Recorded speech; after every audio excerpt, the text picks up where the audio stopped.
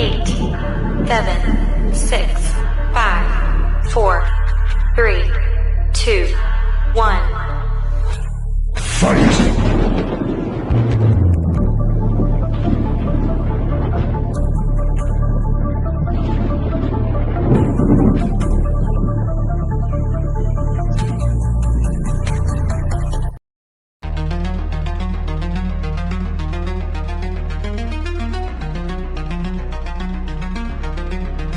Oh, the faithful, my friends in the shadows where darkness reigns, fade away to break the chains.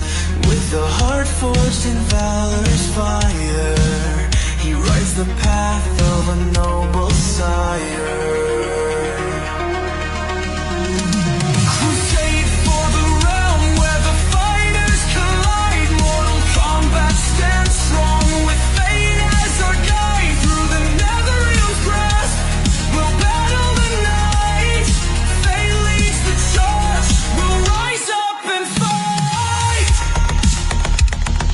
Depths of despair, the warriors call. Earth's realm's warriors, together we'll stand tall.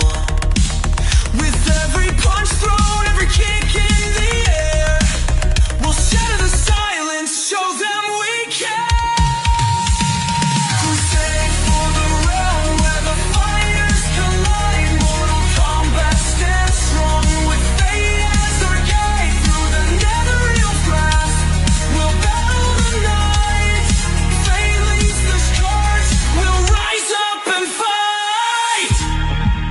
Fate rides on wings of destiny, a symbol of hope for all to see. Together we'll conquer the forces so vile. With courage our weapon, we'll go the extra mile.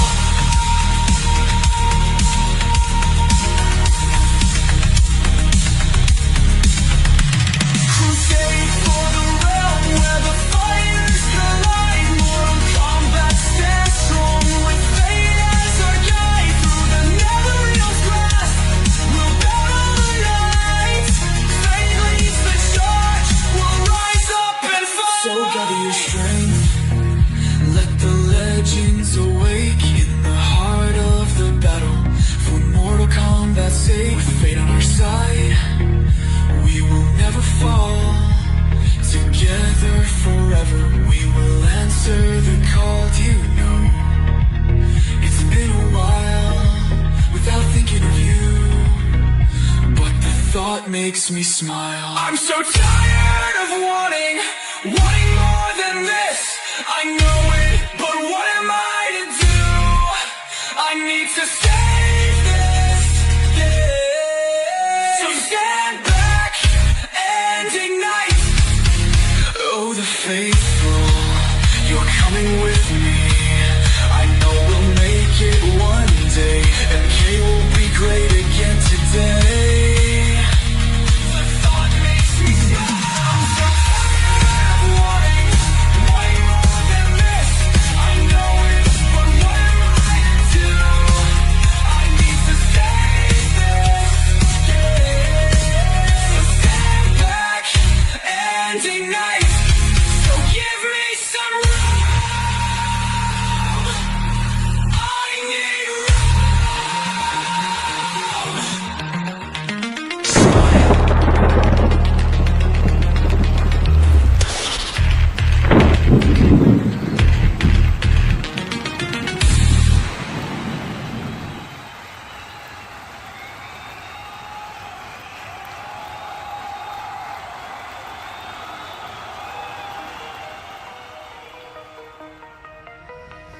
You thought you left me broken, left me torn apart, but I've been forging weapons, turning pain to art. You lit the fire, now it's burning in my veins. No mercy left, I rise above the ash and chains. I see the fear inside your eyes. Now you're the one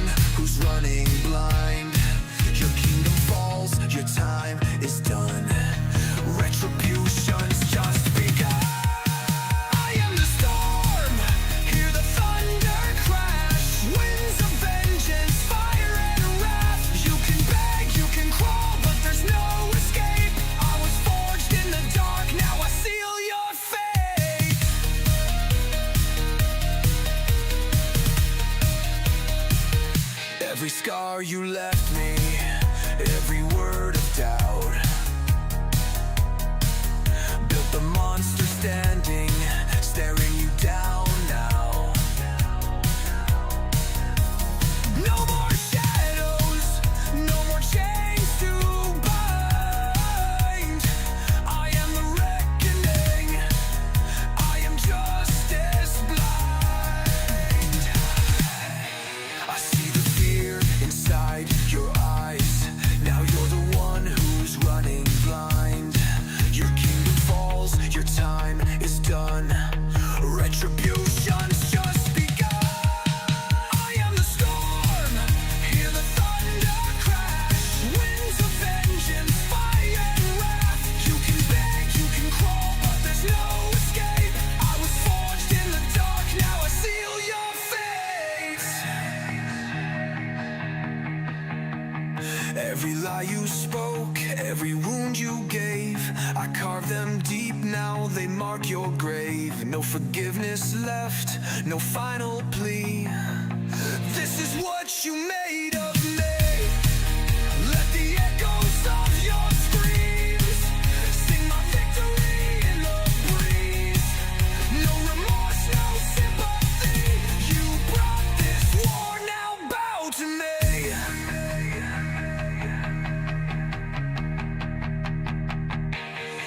I am the storm, hear the thunder crash. Winds of vengeance, fire and wrath. You can beg, you can crawl, but there's no escape. I was forged in the dark, now I seal your fate.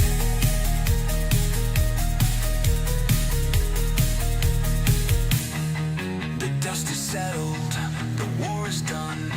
I stand alone, but I have won. Retribution's final call. Now watch your empire fall.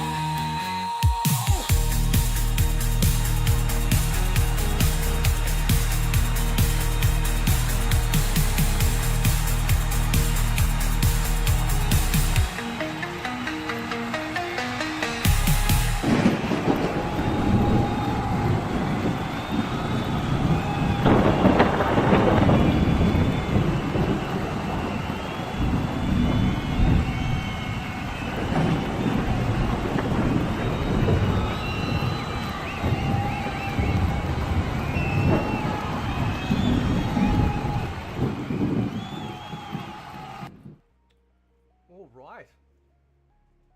How's everyone going? How you going? We are joined today. Hopefully we can hear him. Hang on. There we go. Hopefully you'll be able to hear him. We have the greatest, one of the greatest, excellent pro players of all time, right? No, no. Right here. No, we do. We do. We have them. What we have? Hang on. Right. We have a man. That's what. That's Well, yeah. That's what we got. We got a man. Right. So anyway, and of course we have one of the greatest MK games ever. I consider the last greatest Mortal Kombat game that was designed by the /Midway team. We got Total MK in the chat. How you going, brother? How you going, Dragoon? What's happening, man? What's up? I will gladly have the title of man because that's my pronouns, the man. The man. Right? But not one of the greatest pro players of all time. Like, I mean, come on, man. Maybe for about 4 years I was, but not, you know. How's that? Is that a bit louder? Is that better? I mean, ever since, because I've kind of got like a bit of a new setup, so it's been a little bit, you know, I kind of still been working out the kinks, because I had a certain setup for so long for years, and then I did all these changes, and then I've been kind of trying to figure out all the different bits and pieces. So, but yeah, we're going to be talking today. I mean, we can talk about anything, but we're going to talk about labels. We're going to talk about certain, like, you know, people that might be washed up. We're going to talk about the real strength behind Mortal Kombat, which is the actual fans, not this dirty word that keeps being thrown around called casuals with a C, of all things. They can't even tell us that this is spelt correctly, not the K, but a C, right? So, so yeah. And of course music. We'll do some music. Debut song. Hell yeah. Retribution comes. It's been so much fun, man. Us making all this music and being able to introduce it. So yeah. Awesome. Thanks for having me, man. I'm been looking forward to this. As for my voice in the chat, is my voice too low? Because I'm still working on learning. Like if you guys watched my video, I got a lot of feedback saying that my voice was way too low, and I'm still trying to figure that out. So just give me some time, and I'll be making more videos soon, hopefully with better There we go. voice. Because That might be better. Yeah, that for me. Yeah. So I've turned you down a little bit, because that's what you deserve, right? I see how it is. Yeah, I know, right? Let me know how that is, guys. Let me know how that is, right? And you're streaming. Total MK is streaming right now. He's streaming some, what do you call it? Fortnite. So. Yeah, they're saying that your mic is too low now. Yeah, it's alright. I've just adjusted it. We'll see how they how they react to that. So, music should be fine. Oh, hang on. Let me turn the music down. That was a little loud on this. I haven't adjusted that in the face. That's better. Okay, cool. Awesome. So, yeah, we're gonna have some wonderful MK9 just running in the background in what we call the attract mode, right? I don't know. Does Total want to jump in here as well? He's more than welcome to. Anyone you can see below, right? If you actually want to jump in at some point, you can follow the instructions and whatnot. So obviously certain people aren't welcome, but that's kind of that's just the way it is, isn't it? Right? So. I just want to start out by telling a very quick story. It was like a Mortal Kombat 4 tournament in Chicago, and then we can talk about whatever you want. But this was on my mind earlier.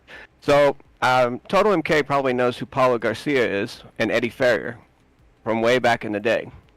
I actually got to watch the Master John. Me and him were in Georgia, and we were playing on an outdated version. And whenever we went to the tournament in Chicago, they had the updated version of the game. See, back then, you just got what you got in the arcades, and that was it. There was no bitching and complaining and whining about this patch and that patch. So we were playing on an outdated version of the game. And then going to Chicago, all of a sudden you've got a brand new game in front of you. It's the same game, but it's updated. I got to watch the Master John make Eddie Ferrier cry in front of everyone because he beat him 6-0, and he was playing on and the Master John was playing on an outdated version of the game and came up and beat the crap out of these guys. Oh, really? Shit. Right? Oh yeah, it was beautiful, man. There was pizza. There was, the pizza was awesome up there, and at the same time, I got to watch these testers get their ass kicked by some Georgia Southern boy. So it was great. So what I'm, because I know we just got like the private chat, and that's what we're doing right now, right? But what I was going to suggest, jump into the what do you call it? Jump into the actual Discord, like the fake cast area. Because Total MK's in there, so we're gonna have Total MK on today as well. Sweet. So yeah, so jump on. Meet you in there. All right, man. We're doing this all. And hang on, there we go. Let's pop that out. Let's make it big. Is that gonna show up? Yo, what's happening? how's it going, man? Good, man. Hang on, I just gotta grab the window. Where's the fucking window? God, where's the window? And let's make sure everybody can hear everyone. There we go. We got that window up. Yeah, did you? And, oh crap. But Total, did you know Eddie and Eddie Ferrier in them? Yeah, Eddie Ferreira and Paulo Garcia, yeah. Yeah. I loved it. It's like that day. Paulo is a cool dude, man. I talked to him a lot at E3. Oh, really? I was joking around with him. Yeah, when Mortal Kombat 9 was coming out, they were doing the demos. Yeah. And when I went back to watch the demo for the second time, he had the controller. He was ready to do the demo. Oh, shit. And I walked up to him and I think I said, Ed Boon said, I'm doing this demo, man. So I'm going to need the controller off you. Yeah. And he goes, yeah, no worries. So they handed it to me and we had a good laugh. It was a joke, because obviously I'd never played MK9.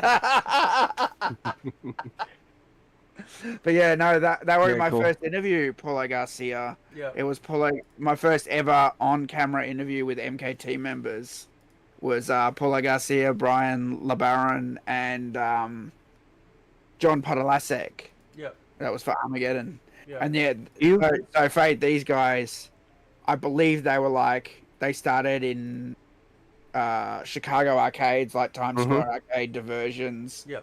and they'd play Mortal Kombat all the time, right? Mm. And then I think they got approached to like play test the game because they were playing it all the time, Mm. and that's how they got into the MK team. Nice. Do you have the Mortal Kombat 9 Bible, the guide, the hard copy? I do. Yeah, Yeah. I do. All right, if you open it about midway in the book, you'll actually see, midway. Look, if you open it about halfway through the book, there's actually a section dedicated to a bunch of people, and you'll see Jason the MK2 assassin. You'll also see John Long. That's the guy Is that Master that John? was number one. Yes, the Master John. That's the guy that was number one in MK2 and MK3 in the United States. And since I was second, my name didn't get in the book. I wasn't Jelly, but it's really cool that that back then the fans, I don't know, man, they had a bigger impact than what I think today.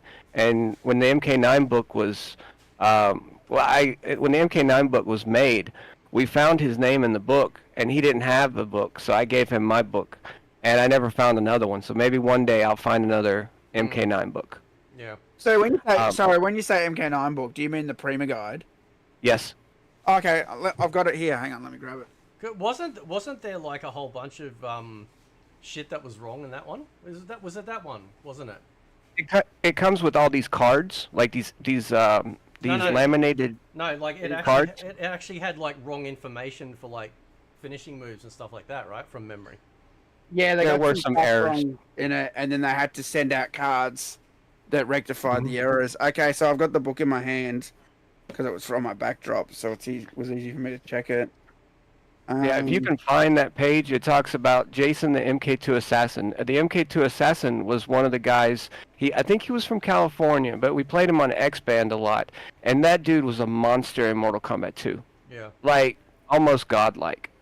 But us Georgia boys, we still had the upper hand because back then you didn't have the internet, right? As much. Like you had magazines, you had and when you would go to your local arcade or if you traveled, that was about it. So, but the good thing is that me and the Master John lived 15 minutes away from one another. So you've got the two best MK2 and MK3 players living within a 15-mile radius of one another.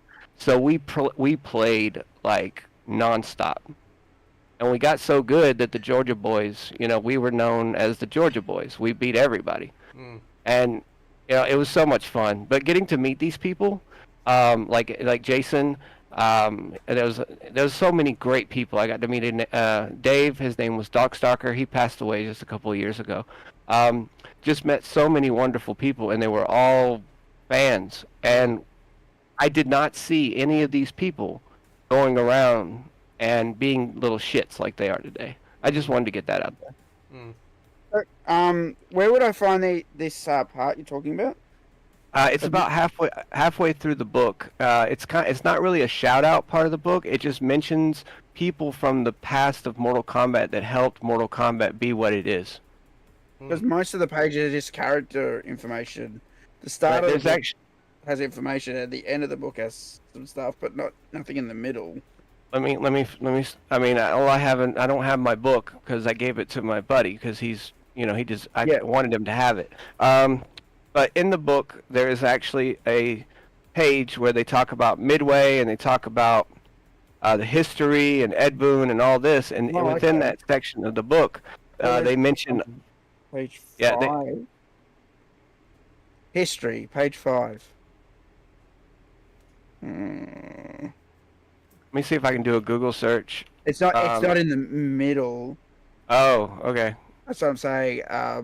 Wouldn't that sort of stuff be at the end? It's at the start and the end of the book, Yeah. not in the middle. That's what I was. That's probably where I screwed up. That's okay. I'm just trying to find the names. So while you're looking for that, dude, so we're gonna lay a foundation today. We had a good chat with a mate of ours called Breezy, who's done a lot of competitive stuff as well. And we had a great chat the other night, and we see a lot of the stuff being turned, like what we see in general is like from say the pro scene, they're always like blaming the casuals. It's always the casuals' fault. They're always catering to the casuals, right? And then of course from our perspective, when they're thinking that we're casuals, it's like, oh, it's all our fault. So anytime any of us speaks up, right, essentially it's being mislabeled. So this is what needs to happen moving forward. And I think it was you, Dragoon, that also had a great word for the term tourist as well, which was visitor. Visitor. Is that you got three camps? Did you? Yeah, you say you go first, then I'll continue. No, I was just going to say, if you look in the bubble chat, you can share this photo with the people in the stream. This is the we call it the Mortal Kombat 9 Bible. Yeah. Yeah, that's what I'm looking at. That's the exact thing I got right now in my hand. Because Prima gave me this for free because I was promoting the book when MK9 was coming out. And so I've got the standard one too. I've never opened it. It's still sealed. How you going, Ringy? Ringy asked, bro? What's happening? Yeah. Ringy asks, why does MK9 look better than MK1? I mean, MK9 has aged so well. Yeah, it was. I'd have to double check. Maybe TMK knows, like the engine swap. So was the MK versus DC and the MK9 engine the same? And what was the engine for MK10? Or was it modified? I'm going to text the Master John. So the MK versus DC engine is the Unreal Engine 4. Yep. MK9 is Unreal Engine 4. I'm pretty sure X is still Unreal Engine 4. Yeah. I think only when they got to MK1 they went to the next engine. I think, but I need to specify this. Even though they're the same engine, they still do upgrades because the Mortal Kombat engine, even though it was built on Unreal, as far as I know, it was very custom. So a lot of those custom modules got updated as they went on to each game. Yeah. So now I just as a quick aside, we got TW Booty Hunter in the chat, right? Now, unbeknownst to, I don't think I've said this to Booty Hunter yet, but some Realm of the Rage TV showed up in the stream the other day, and we surprised him with his own song, right? Just like obviously Total MK's had his song, Dragoon has, I've had songs or whatever. So if Booty Hunter's still here, does Booty Hunter want to hear his song in a moment? You know, and we'll load let's it go. up, and he can listen. So if he's interested, we actually got two. So there was one of the versions actually wasn't very good, and I've had these songs for ages, you know. But yeah, so Zoltan reckons they can't still hear me. Everything's cranked up. Everything is absolutely cranked up. Let me just double check. Because sometimes, hang on, let me check something, because I want to make sure that it's using... Total MK? Yo? I have text the Master John. I'm going to see if he lets me know what page it is, because knowing him, I'll know exactly what page it is. Yeah, that'd be great. I definitely want to see it. Yeah. I can go for hearing some songs, says Street. While we're all waiting on the Booty Hunter, I'm just trying to find a... Maybe song, yeah, that could kind of work, I suppose, perhaps, I don't know, maybe, so we'll see, I don't know if I can get away with playing that clip. I might be able to play that clip, I'll have to see, so, but yeah, so we're just waiting on that, but essentially, you know, we're dealing with, you know, there's three camps of people that buy, you know, games, especially a game that has some sort of like competitive edge, right? And that is so you got tourists or visitors, right? And visitors is Dragoon's title. And what happens is that a visitor or a tourist are the ones that the pro players, I believe, are talking about. They're the ones that are saying that they come in, they buy the game brand new. It's the first time they've ever played it. They might have bought the game because Conan's in it, or the T1000. They come in, they have very little experience with fighting games, but also the franchise itself, and they start mouthing off and saying this needs to change. Now, there's two schools of thought here. Obviously, everyone has the absolute right as the consumer of a product to be able to say what they want. But there's also, I think, a certain responsibility that if you are jumping yourself into a franchise that you have no idea about or anything like that, then you should at least do a little bit more research into the franchise before you start going, well, this needs to change. I don't like this, I don't like that, and not knowing any history either. Not saying that we can't listen to you, but sometimes people can just be ill-informed. The second group, and this is the group that actually keeps the franchise alive in all its total state. That is, I've got a song for you, Booty Hunter, in case there was apparently an ad playing. Is the actual fans, right? The fans are the ones that are actually loving the franchise or like the franchise. They're the ones that, for any game that's ever been produced, are the ones that buy it en masse. Right, they're the ones that continually support it and play it. I've been seeing this rhetoric around for a while that just because that you see certain people stream a game or talk about a game, which includes myself, that somehow we are responsible for keeping these games alive. Now, that seems to be coming from a younger generation, thinking that, well, if I see it on social media, it must be the pulse of what's going on, and that is simply not true. It's the mistake that companies have been making with Twitter for a very long time, for years, thinking and making all of these changes because a couple of very loud people on Twitter are talking about, oh, we don't want sexy women in the game. This is terrible. We shouldn't have that, right? So then they make these changes based on that, right? And it is absolutely, in every sense of the word, not accurate, right? It's just terrible. And then, of course, the last group, which is also a very tiny group, which mirrors the tourist/visitor group, is the pro scene, right? And these are the ones, obviously, that take a game from a competitive, just a simple consumer standpoint.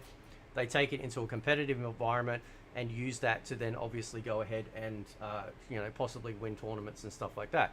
So that's the three schools, right?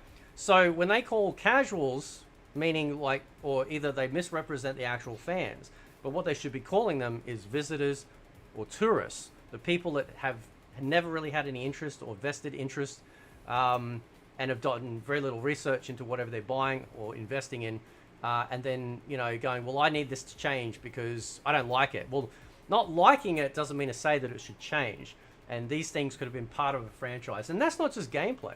That could be everything, right?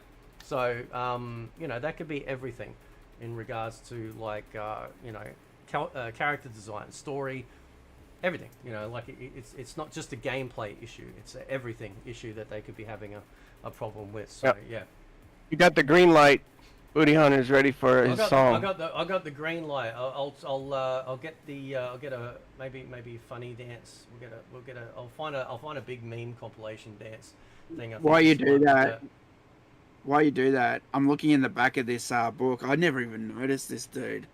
There's an actual concept art for the slave girl in MK9. You know the slave girl that hugs Shah Khan's leg? Yeah. Yes.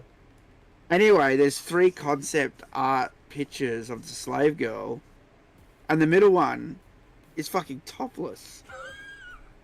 Yeah. Holy shit! Man. I didn't know that. Men made that game. It's out, man. The nipples there.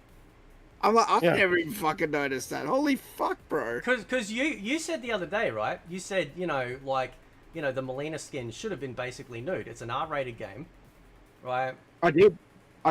I thought, fuck it, go all in. Yeah. If you're gonna go as far, just have a band-aid over, the slit and the nipples, you might as well just go all in. Yeah. Seriously. It's an R-rated game, why not? Why not just have some fun with it and have a fully nude character? Yeah. Yeah, that would have been really cool. Yeah. If you try and do that today, all the people with pink and blue hair would catch fire. Exactly. They would immediately fuck catch out fire. over nudity.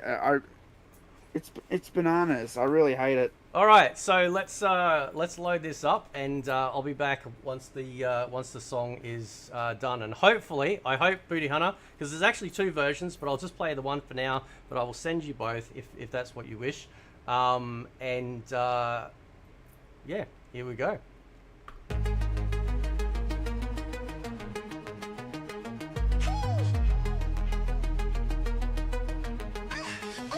Booty Hunter, ring the booth, better ring the alarm. Dropping elbows on the mic, got that verbal charm. He ain't here for the gimmicks, now he sniff out the fakes. Calling cap on your promos, now the whole ring shakes. Got the headset on like it's time for war. When he speak, fans cheer. We want more. From the indie mats to the big time screen, he break it all down, every backstage scheme. Tito, booty hunter, pulling masks off, fraud, straight stunner. He covering the game like a steel cage match. If you lying on the mic, he gon' snatch that patch. Tito, booty hunter, slaying fake champs, making real ones tougher. He the voice of the crowd, ain't no sellout talk, so you better step light or get chalked in the walk. He calling out the bots, all the clout chasing trolls. While you flip in the ring, he exposing them roles. No backstage pass can escape his wrath. He the watchdog of the biz, clearing out that path. Y'all kayfabe legends better tighten your game, cause if you fake the heat, he'll burn your name. Every hot take, it's a pipe on blast with receipts and facts. Y'all ain't gonna last. From the locker room secrets to the Twitter beef, he dissecting every lie like a promo thief. No alliances, no brands, no leash on the man, just a mic, a mission, and a steel chair plan.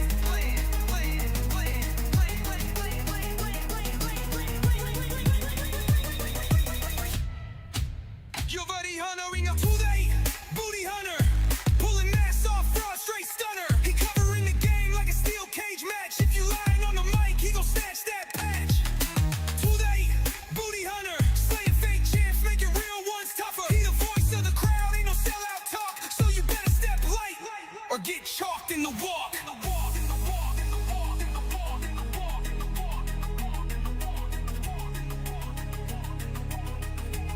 So when the lights go low and the crowd get loud, booty hunter in the cut, standing strong and proud. He ain't just a name, he a movement, son. And he ain't done speaking till the frogs all run. Speak truth, drop elbows. The hunt don't stop.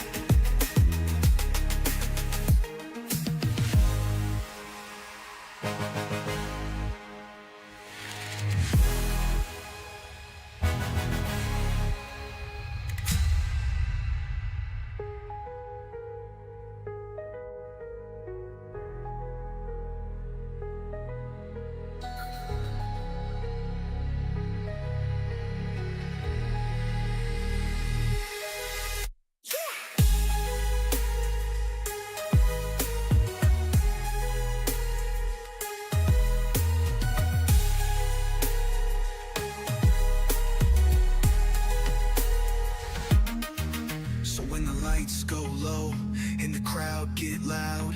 Booty hunter in the cut, standing strong and proud. He ain't just a name, he a movement, son. And he ain't done speaking till the frauds all run. Speak truth, drop elbows. The hunt don't stop.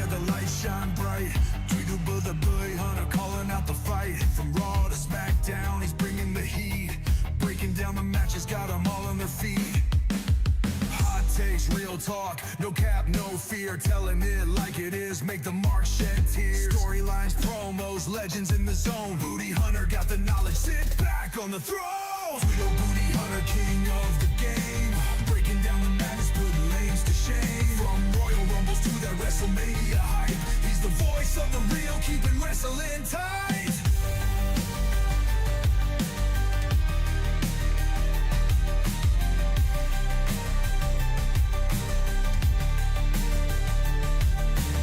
Undertaker's legacy, seen his last run. Booty Hunter breaks it down, man, he keeps it real fun. Heel turn, shock returns, cash-ins, that's done when he drops a video. Yeah, the show's just begun. Smarts talk trash, but he calls out the fake. If the booking is weak, then he's raising the stakes. From the attitude era to the modern day grind, Booty Hunter's got the takes that'll blow your mind. Booty Hunter, king of the game, breaking down the madness, putting lanes to shame. From Royal Rumbles to that WrestleMania hype, he's the voice of the real, keeping wrestling tight.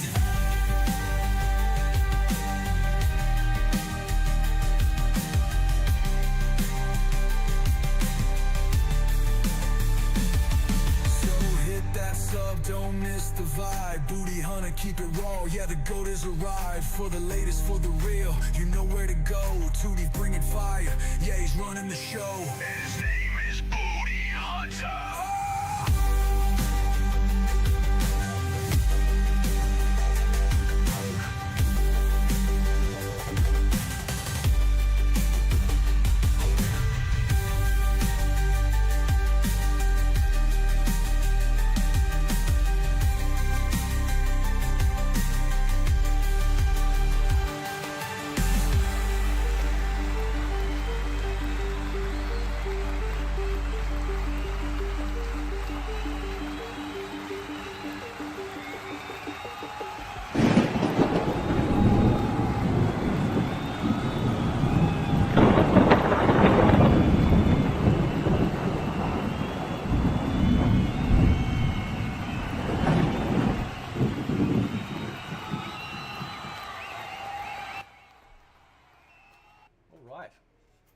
Went back. It ended up doing both. My bad.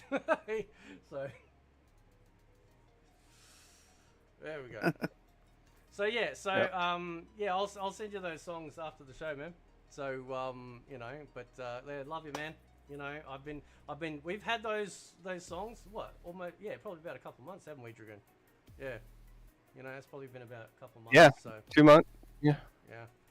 So, but yeah. So do you think like Total? Do you think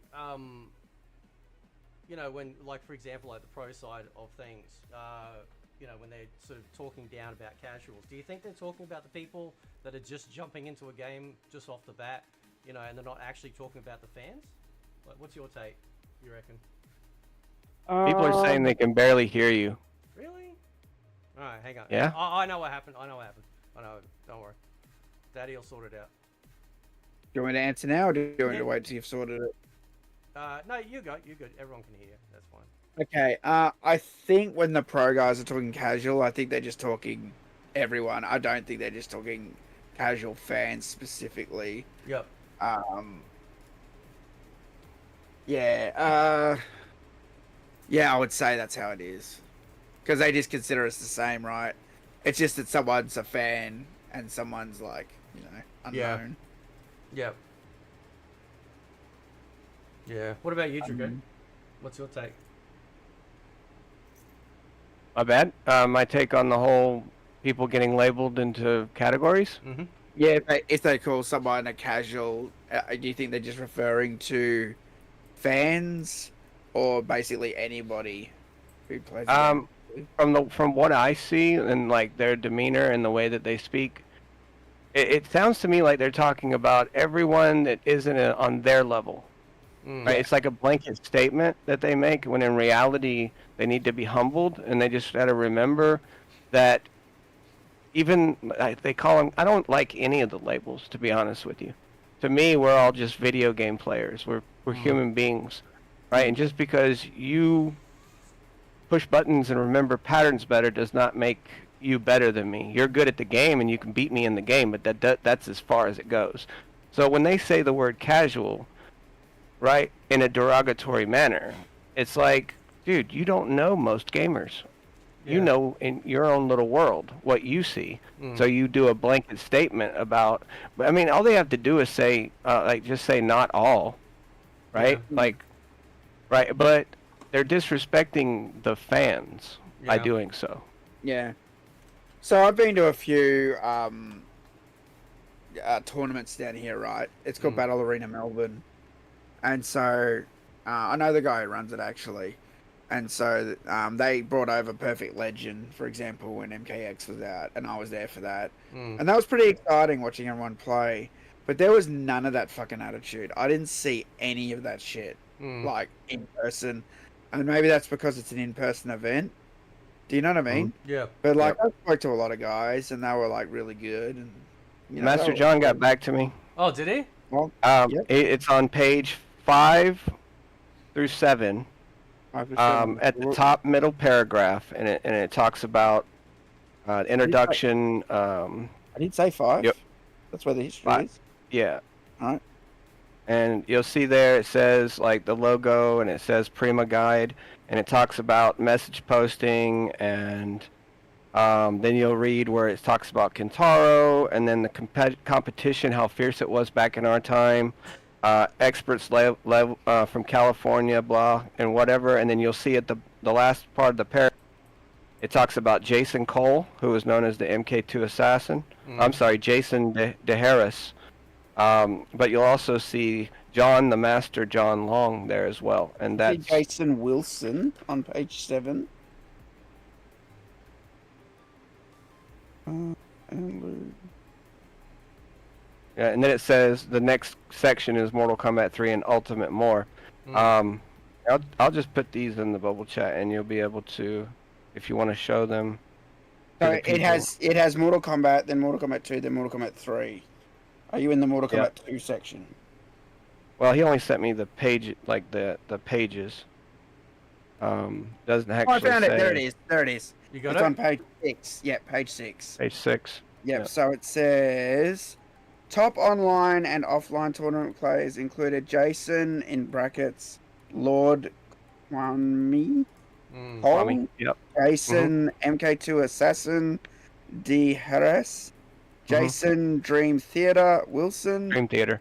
Martin Vega, Mr. Joker Harkonnen, John the Master John, Long, Graham Wolf, and Eddie Ferreira.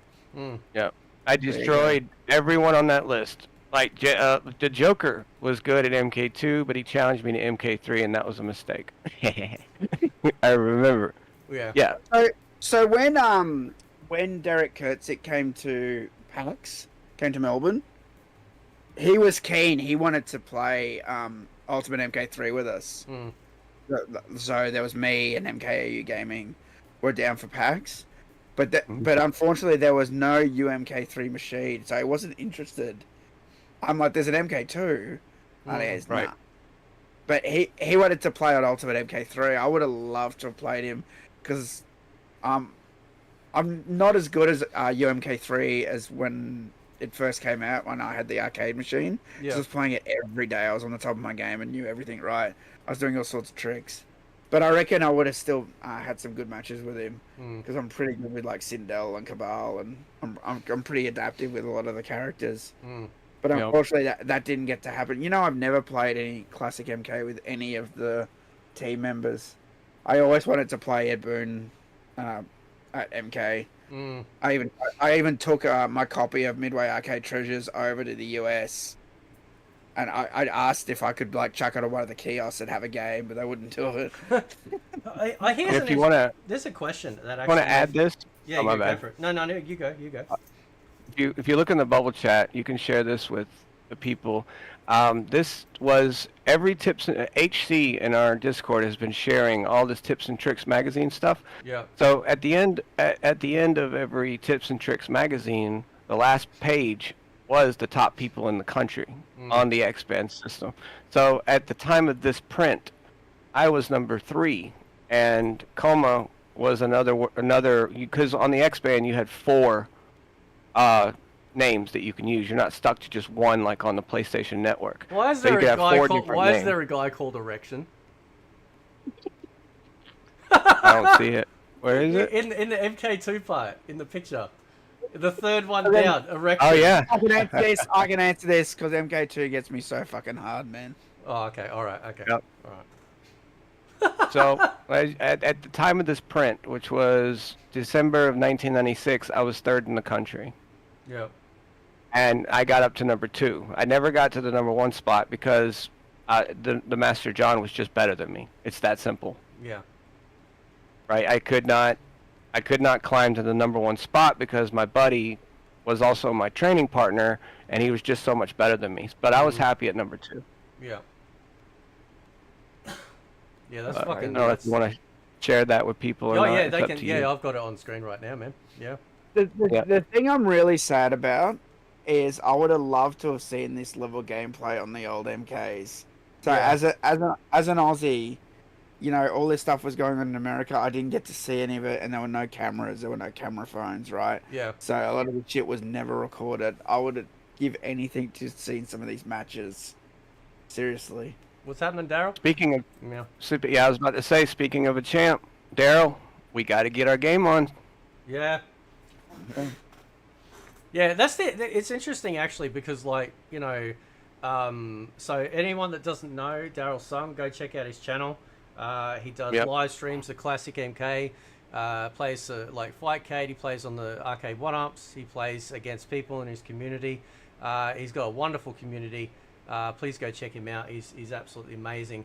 And one of the things that he's got such a great attitude, and because he's not, I hope I'm not sort of giving too much away here, brother, but like he's our age, right? He's in his, unless I got it wrong, in the 40s range. You know, we come from a different era, and you know, he's like, listen, I don't care. I just want to just have some fun, play some matches, and that's what it's all about. That's what's missing, you know, with this stuff. You know, it's just everyone's like trying to win. Like, yeah, like you try to win, sure, but like it's coming at the cost of like, you know, their behaviors. You know, we've seen some shitty behaviors with people that lose and go really crazy, and it's become too focused on their win-loss ratio. I remember playing games where you didn't have a win-loss ratio, right? It was simply just, you know, you just either No, won the or you wins, lost. And that right? was it. Yeah, like that was it. You know. If you think about MK2, it only reported wins and who was the champion. That was it. Yeah. Right. How you going, It Rhea? didn't What's make happening? Yeah. It didn't make you feel bad by saying, "Oh, you've lost 56 times." Yeah. It just said who the current champion was Yep. and how many wins in a row they had, Yep. That's right. and that was a nice way of doing it. Yep. Yep. It's the way I used to play. I mean, I taught so many people how to play MK2 and MK3. Daryl says I could easily pick out a few out with shitty attitudes, and I've had a few conversations with Daryl. Daryl's absolutely fantastic. Hopefully one day, if he would be so kind to join us, you know, because he's a pillar in the community. He's a pillar in the classic community as well. And because of him, I started getting recommended other classic MK content creators, like classic ones, like Headlock Gaming. Headlock Gaming is another one as well. We've got Tay Drusus. He's another one who also helped with the editing or the creation of MK2 Plus and Ultimate MK3 Plus variations. You know. He's one of the software engineers on some of that stuff. I speak to him on Twitter. Yeah, and I can tell you, like, that, you know, when you're in these live streams or you're watching this content, Classic MK do not let these people fool you and thinking that the old games are dead. No, they are very much fucking alive. Like 100%. You can get a match right now. Right now. Yep. If you log on, doesn't matter what time of the day it is. Yeah, and a lot of people are like, but look, there's only 700 people playing, but that doesn't matter because you'll always get a match. There is no wait time. Yeah. Yeah. So I got something to say. Do you think the shitty behaviors on current MK in the community come from the fact that they put these this big prize money on winning the game and being the very best? I don't think it has to do with money. I don't mean to interrupt. I think it has to do if you have shitty role models, you're going to have shitty people. True. If you have role models, right, that are on camera, that go in front of the world and win a tournament in front of the world and get paid a couple $100 G's, and instead of just going up and taking their trophy and being humble, they go up and tell you about their political ideologies. Yeah. And, you know, Well, right. the reason I say that is, though, right, the people who do that, right, they're attracted to money. Mhm. right? Whereas when there was no money, the people who played in tournaments played for fun, Yeah. right? Mm-hmm. I got a And T-shirt. I and- was just thinking, like, the people who are attracted to money are usually pretty shitty, right? It's not everyone, Yeah. but you know, I got it seems like it brings them out of the woodwork. That's what Well, I reckon. It seems to be a knock-on effect, right? Because when there's a monetary stake there, right? That's when they start to get really sort of like, you know, nitpicky about, oh well, you can't change this character, you can't buff that character, you can't debuff that character, you know, you like I've spent all this time, you know, on working on this, you know, and then it's just like changed on a patch or whatever. And look, I can understand the grievance there too, I do, but at the same time, like, you know, when it comes to the expense of everyone else's enjoyment or the talking down to other people, I think that's wrong. My statement is extremely controversial. The way I see that is shut up. You're a pro. You should know how to adapt to any situation that's thrown at you. Mm. And I know that a lot of people aren't going to like that, but me and Total, while the music was playing, we were talking about the Mortal Kombat 4 arcades. And, you know, we were in Georgia, and we were playing on an outdated version, and then you go to Chicago, and then you're playing on an updated version of the game. You didn't hear us complain. Revision 3. That's right. Yeah. Right. They, Revision they 3. adapted to it, right? They Mm. would just adapt to it. It's You like, adapt okay, to your what's situation. new? Oh, okay, shit. It's like Ultimate MK3. Oh, wait, I can't do the spin and then do Cabal's Saw anymore. Yeah. That doesn't Yep. work. Right. Best We example. learned that very quickly. Best you know what I mean? example. Uh, Yep. Yep. Yeah, you know, it's the same with MK4 Revision 3. I even played an original version of MK3 back in the day where Sector's fatality was back, high kick. All the characters' fatalities were like back, high kick, or down, or forward, and then it Yeah. became low punch, run, block. Yep. Do you know what I mean? Yeah. But like that early version, they just put in some bullshit input. Fun fact: when you go to E3, they make all the fatalities down and X, Yeah. which is what quick fatality is, right? Mm-hmm. Those were in the game before quick fatality. They were in there as E3 shortcuts to do the. So I was there for MKDC, and I watched Hector Sanchez do it, and then I copied him, and then so I knew how to do the fatality, and I kept doing it. So all right. So hang on. All right. So Daryl's asked in the chat. This is definitely for you, Dragoon. This is your fucking fault. You know this is your fault, right? Daryl says, "What do you guys think about the glitch jabs?" Oh, what the punch run? I'm The assuming. run-up punches? Yeah. Sorry, I had to step away for like 2 seconds. What did you say? So Daryl's asking, what do you guys think about the glitch jabs, which is essentially the run punch. I'm assuming that's what he meant. Yeah. I am the run-up punch master. You better not try and turtle on me. I actually hate that shit. I actually really do. But and it's interesting because it's also Dragoon that told me the trick to get around it, and then I also I think I shared it with Daryl. I said this is what was told to me. This is how you defeat it, right? So do you want to share the trick, Dragoon, or should we leave it secret? Hang on, sauce? wait. No, Can I no, guess? You duck, don't you? You duck the jab. No, you. All right. So let's say you're. I put a picture in the bubble chat. This is what Okay. we got when we won tournaments. Right. There was no fucking G Fuel sponsorship or any of that crap. Oh yeah. So in the old days where there was no overhead, right? Where you couldn't do an overhead with somebody that's ducking and blocking. If you duck and block without holding back, you can be thrown, right? So people started to duck back and block, right? So, and then everyone was turtling, and so the way to open them up is chip damage. You run up and do punch. The only way around it is to tap kick out, right? Oh, really? But there's a counter to the tap kick. When somebody, if you can time it right, let's say I do punch, and then you tap kick, then I know I'm going to do 4 punches, and then you're going to try and tap kick. So the next time you try and tap kick, I start with a kick combo. Yeah. All right. Yeah. Out of your tap kick. Yeah. So your is tap kicks what down low kick, right? That Down, little- yeah. Mhm. Yeah, toe kick. Yeah. And you can do it double. And the fun part about becoming the tap kick master is that in Mortal Kombat 2 and MK3, you can do tap kick into a special move. So let's say you're playing Scorpion, you can do tap kick hook.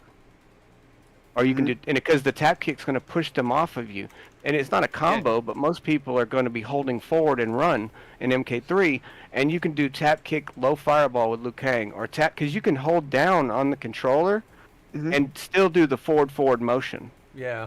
Right? That's why you see like Liu Kang players, they'll be ducking, and all of a sudden they throw out a high fireball. That's because you can hold down and still do forward high punch to throw the fireball. And you can do that with any special move in the game. You know, I listen to this and I get slightly aroused. That's a joke. Oh yeah. Right? But you know what's interesting though is that like we're talking a lot of technical shop right this second, you know, and you know I see people go, oh, the old games are crap. You know, this is just garbage, they're all broken or whatever, and we're still talking shop now, 30 odd years later, about these games. It's amazing, you know.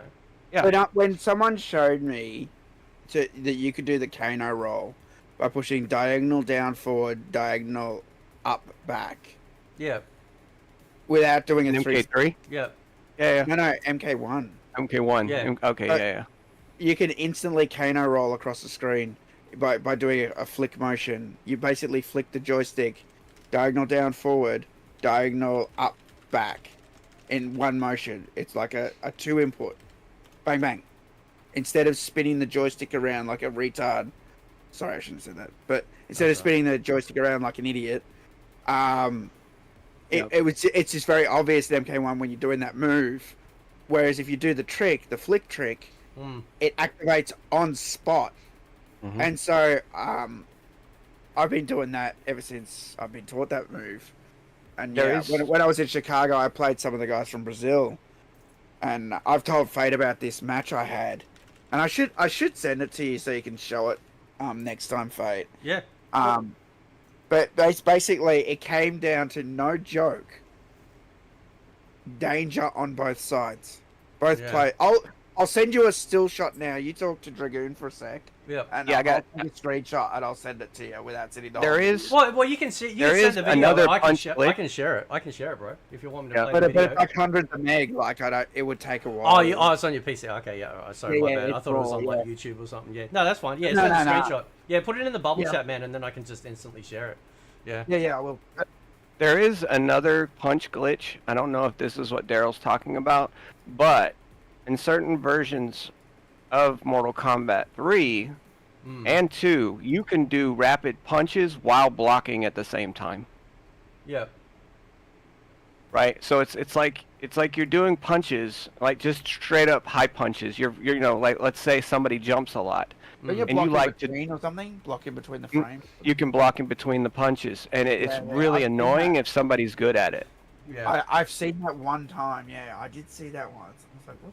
But there's a trick to get around it, and it's called an old school, like freaking straight kick. You run up to them, and when they start doing it, you do Yep. a standing straight kick, Yep. Yep. or you saw- or a standing low kick. Yeah. So it's low kick, not high kick. It's got to be low Both. kick, right? You can do both. Oh, okay. Yeah. You can do both. Yep. Yep. Yeah. So. Yeah, so that's what he's talking about. the punch. While glitch. blocking, you can do punches. Yeah, that's the most annoying glitch in the game, but there you can get around it by baiting them into doing it, because while they're blocking and punching at the same time, you can get to them. You just have to make sure that you're doing a standing low kick or a standing high kick, because you trick them into thinking you're either going to jump or you're going to run in and try and do a combo, but you do neither. You Yeah. run in and then you hit block, and then they start looking. I can't say that word on the internet. They start looking stupid, like just throwing punches in the air. And what you do is it's all about chip damage at that point, Yeah. right? And that's why I love the run-up punch technique, because like I love defensive fighting in Mortal Kombat, right? Yeah. That's why the newer games get on my nerves, because there's not a lot of defensive options. But in the olden games, defense was just as important as offense, Yeah. because you're always trying to set people up. So when people would turtle, they're waiting for you to screw up, or they're waiting for you to miss part of your combo, or they're waiting. So you don't give them that opportunity. You just run up and you jab them to death until they get tired of holding the block button, and then they have either one or two options: let me throw you, or try and tap kick out. Yep. That's their only option they have. Yep. Yep. Oh man, just talking about this makes me want to play. Yeah, isn't it amazing? Like that's what I mean, dude. So, yeah, like it's just that I've sort of posed this question before because I am an antagonistic fucker, but like it's interesting, like some of these old guys, you know, that used to play these old games, you know, they keep simping for these NRS titles, and it's like, dude, like if you love these old games, play these old games, right? They're right there on Fightcade, you know, a fucking toaster. There's no money in it. Fightcade, you know, and that's the unfortunate thing. Yeah, you're right. Yeah. Okay, so here's the screenshot. Sorry, it wasn't Daedra on both sides. Sorry, I made a mistake. No, that's all right. I was about to win. Oh, You can see. oh yeah, that's you damn can- close though, bro. Like that's damn Yeah, close. so he was in danger. He was Sub-Zero, and I Yep. did the insta roll. I thought it would chip him down, Yeah, but it didn't chip him down enough, and he countered with that block, as you can see, yeah. and then fly kicked me, and I lost the game. And he immediately goes, "Man, you're really good at this." He goes, "I've never played anyone like you before," and I lost. And he said that. Yeah. Well, he gave me props. It was really cool, you know. It was really cool to play someone who was good at Mortal Kombat 1. Like, it's not that I hate 2 or 3 or anything, right? Yeah. But I have such a love for the first game. Mm-hmm. As basic as it is, and MK2's, you know, more fun, more characters, and it's sort of more close at MK1.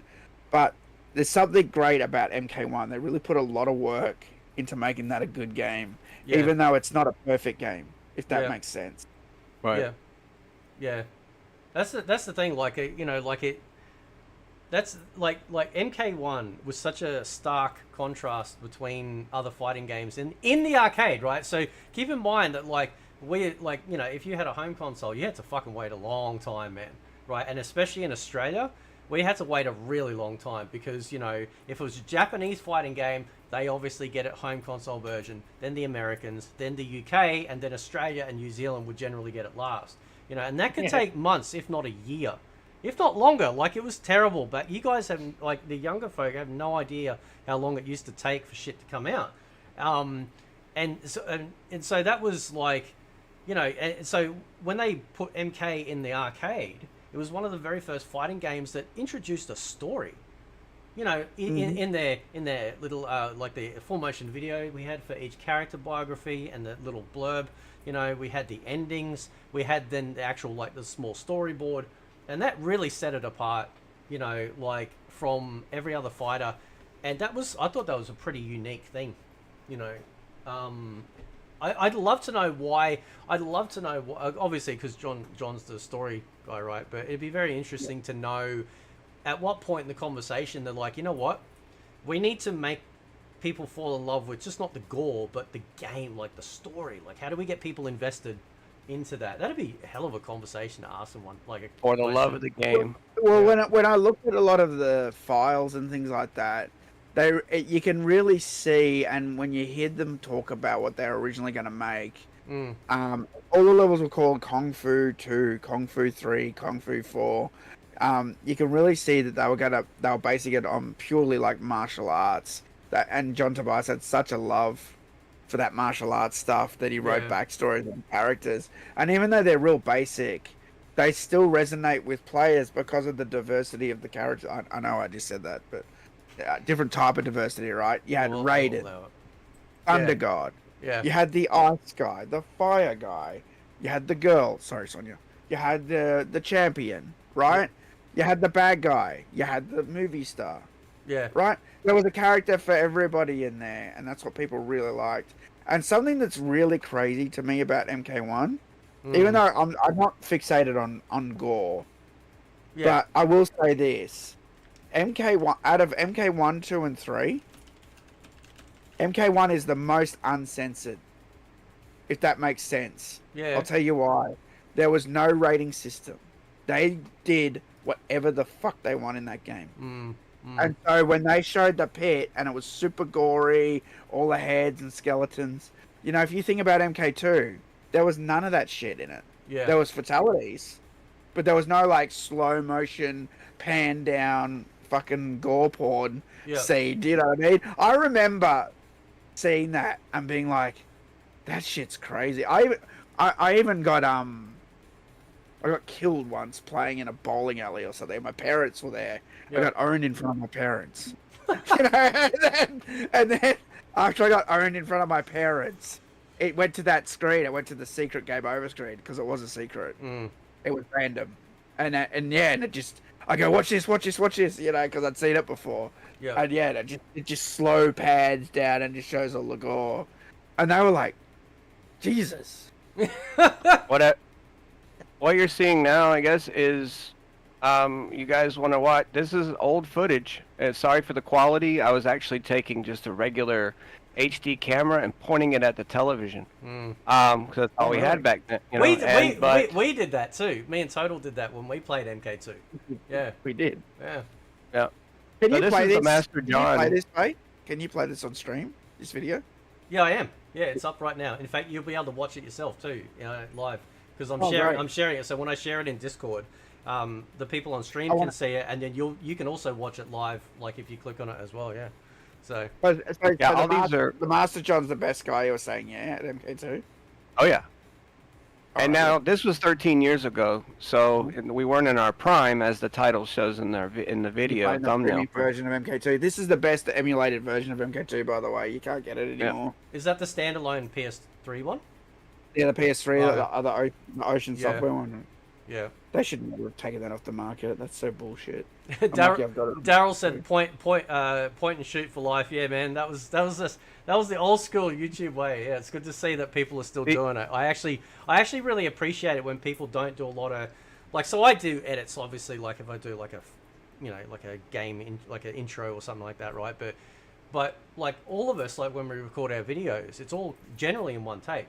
You know, generally, you know, and that's an old school YouTube thing. You know, people get to see all the nuances in your conversation. So I appreciate it when people do that. So Yeah. So he's already beating me 5-0. Standing high kick cancel was very nice. Yeah, and yeah, he's already beating me 5-0. I mean, this guy gave me so many losses that me losing doesn't even bother me anymore. His gameplay was solid. Yeah, he wasn't doing glitchy shit. He was just playing like we were playing Fate. Like, you know, you jump back, but then you'd go straight into the dive kick. So you feel the opponent that you're running when you're actually attacking. yeah, It's such a good strategy. Yeah, Jax is cool. I mean, I love Jax.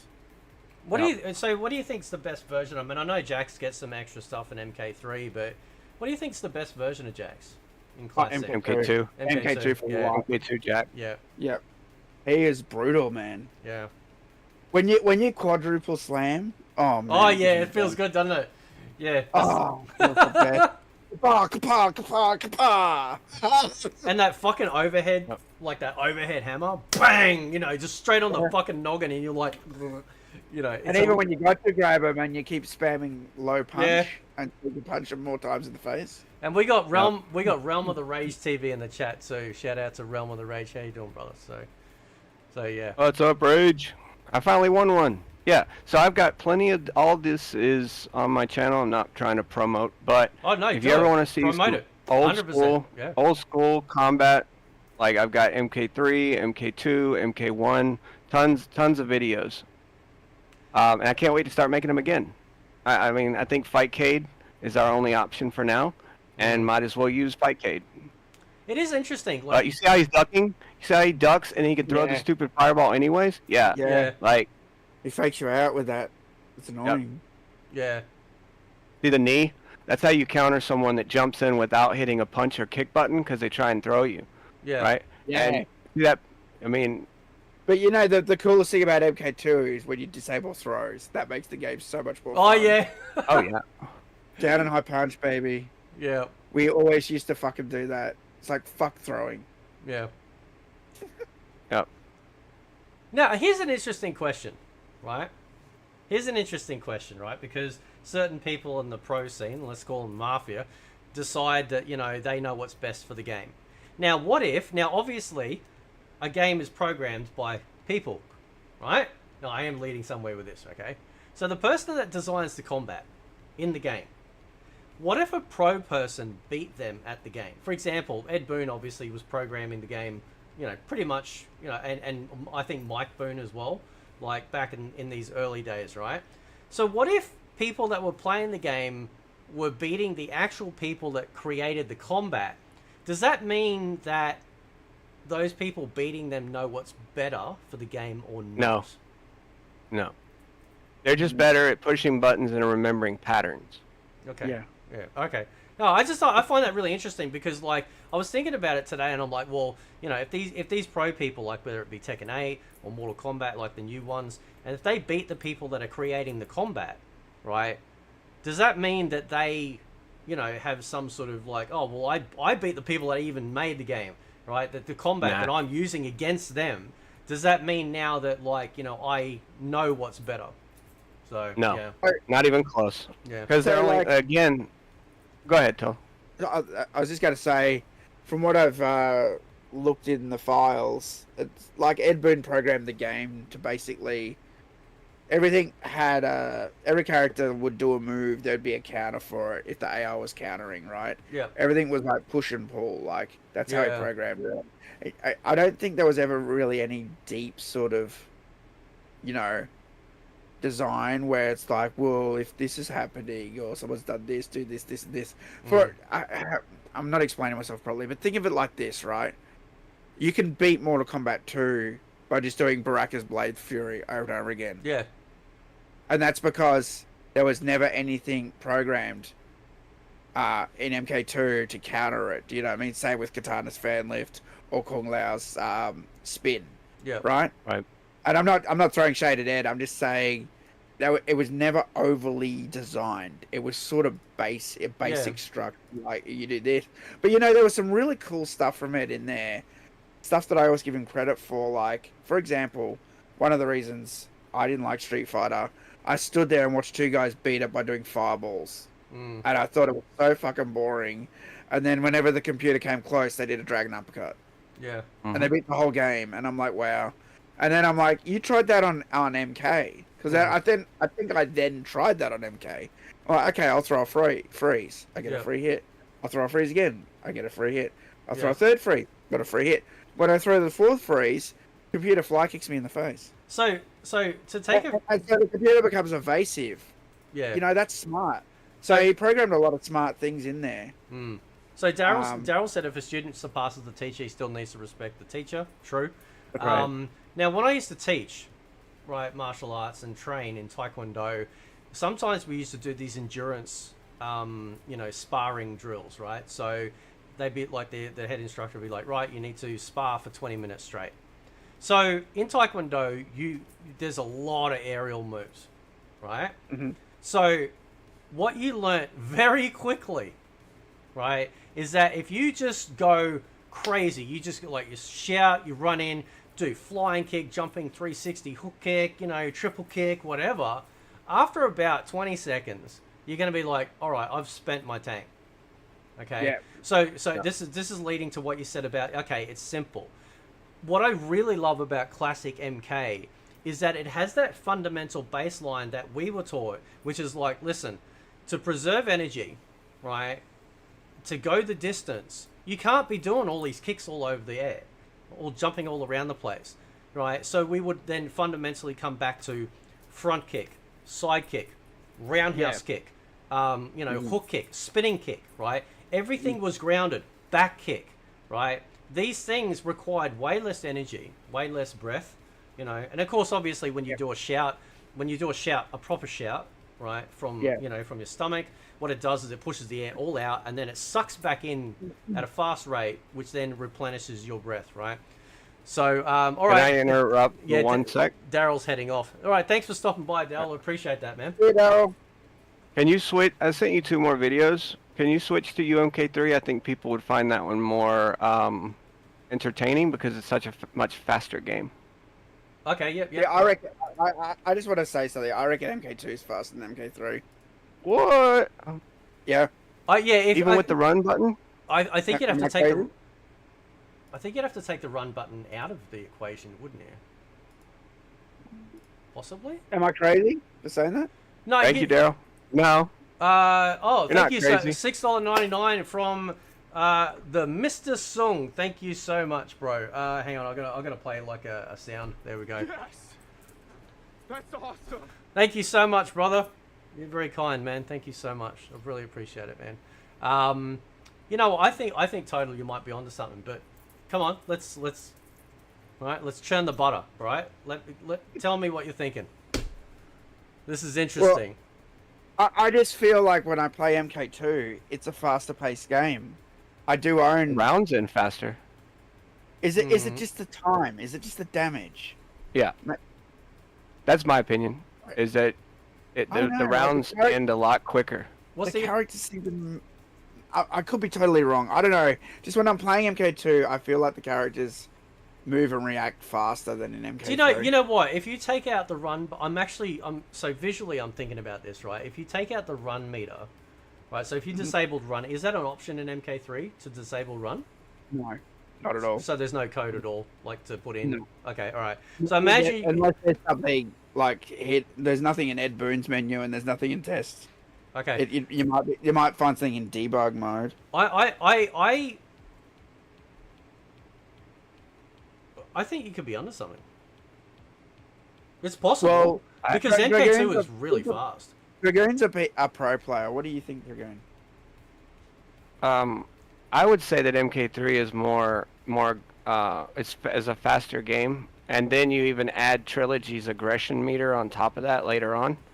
MK2 to me is a perfect Mortal Kombat. Like it's perfect.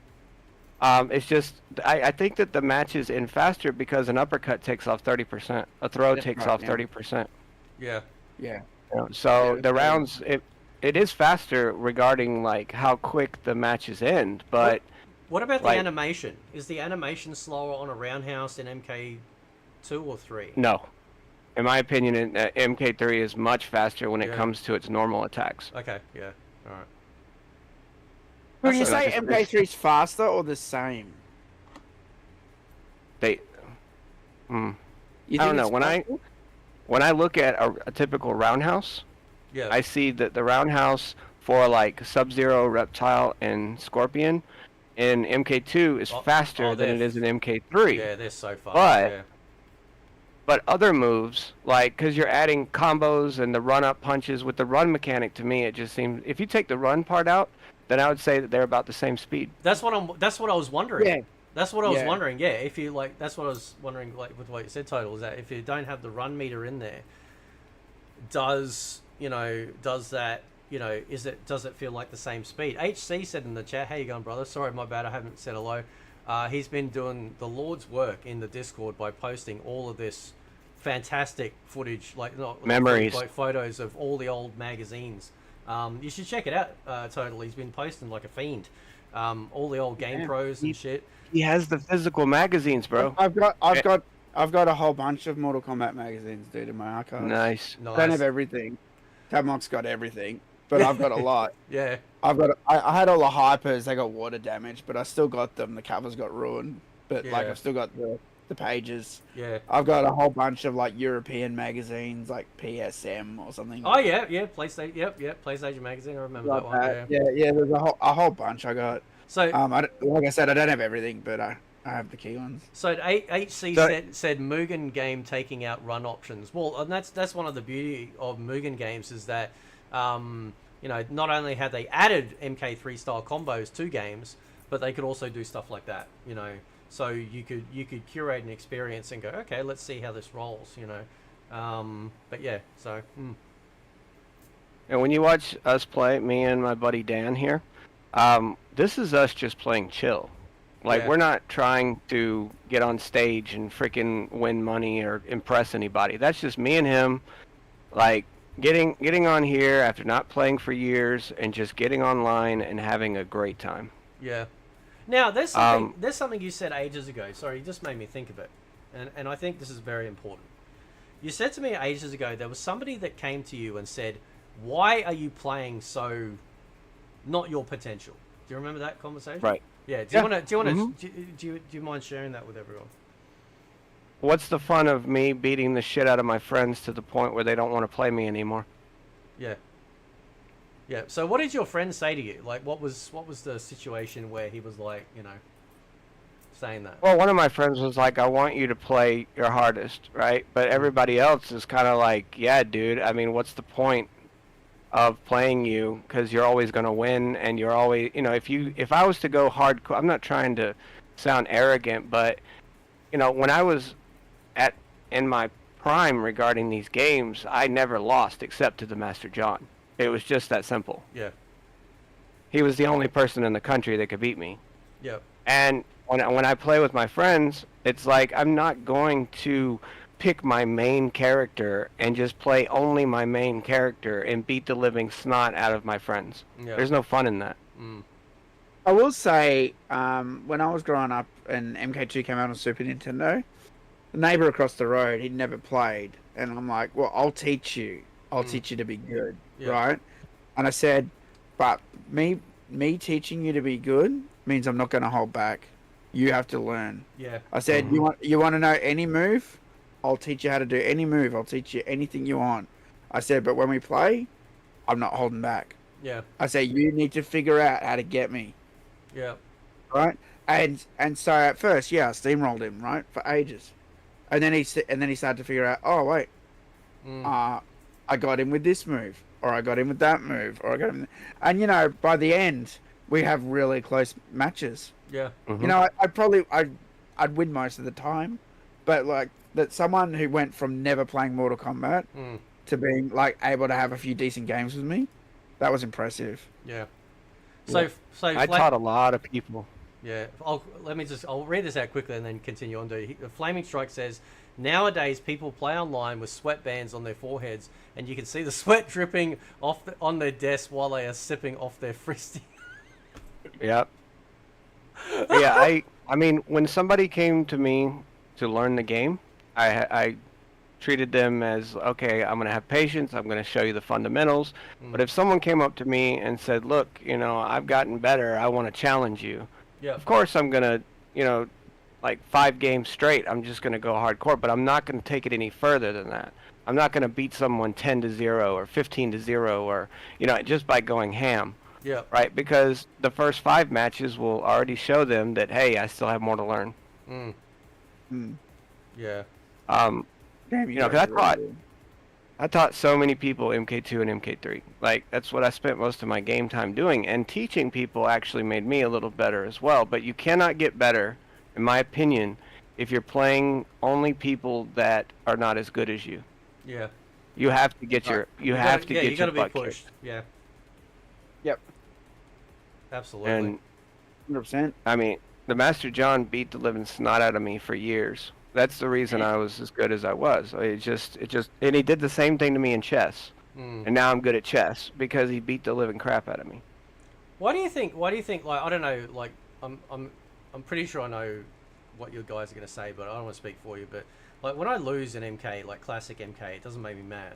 But if I lose in modern MK, it pisses me off. Because you're fighting the engine and the fucking janky shit as well as your opponent. Yeah. It doesn't make me mad. It makes me frustrated when I lose in the classic games. Does it? It might come off as anger though. You know what I mean? And here's the thing too. Here's the thing. I know this might be my autism or something, right? Jeez. No, Yeah. I'm being serious. I know. So I know. I grew up playing MK in Australia, right? So for those who don't know, the Americans in the chat, we had different arcade sticks here. We had MCA sticks. They're like a lollipop. Yep. Right? In America, they had the bat ones. I think they were called Haps. Yep.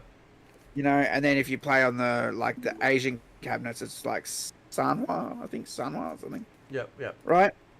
So they're all different. I feel like they all feel different in your hand.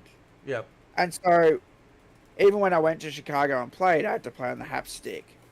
And I played, there were times when you'd find a Haps one in Australia. Like, they'd had the American cabinet, right? Yep. So it would have the American parts. But most of the time, it was the MCAs. And so, for me, playing on MCA, I feel like I can play the best on an MCA. Yep. Right? So when I play Mortal Kombat, I get frustrated, especially if I'm playing the console versions. I feel like the emulation's weird. There's something wrong. The timing's out. There's weird shit. I don't know. It just doesn't feel right. I can't always pinpoint what the issue is. Yep. but it just doesn't feel the same as playing on an arcade cabinet. It does not feel a fucking. It never feels right. Do you know what I mean? Yeah. And I have this crazy idea about one day. You know, people build these cabinets, right? Yeah. These custom cabinets. They build like a Mortal Kombat Mythology one or an MK9 one, an arcade cabinet. I have this dream. I have a dream. And you guys are gonna love this. I've never told anybody this. This isn't even on my YouTube channel. Oh, okay. Right. Exclusive. Total MK exclusive. Right? This is what I think someone should build. I honestly think someone should fucking build this. Yeah. Right. Okay, so you get 2 arcade cabinets, right? Mm-hmm. And they're back to back, right? Each side has one set of controls. One side is player 1. Yep. One side is player 2. So literally one cabinet is player 1. The other cabinet is player 2. So it's one game board. It's just 2 screens and 2 controls, right? But you have 2 cabinets back to back, right?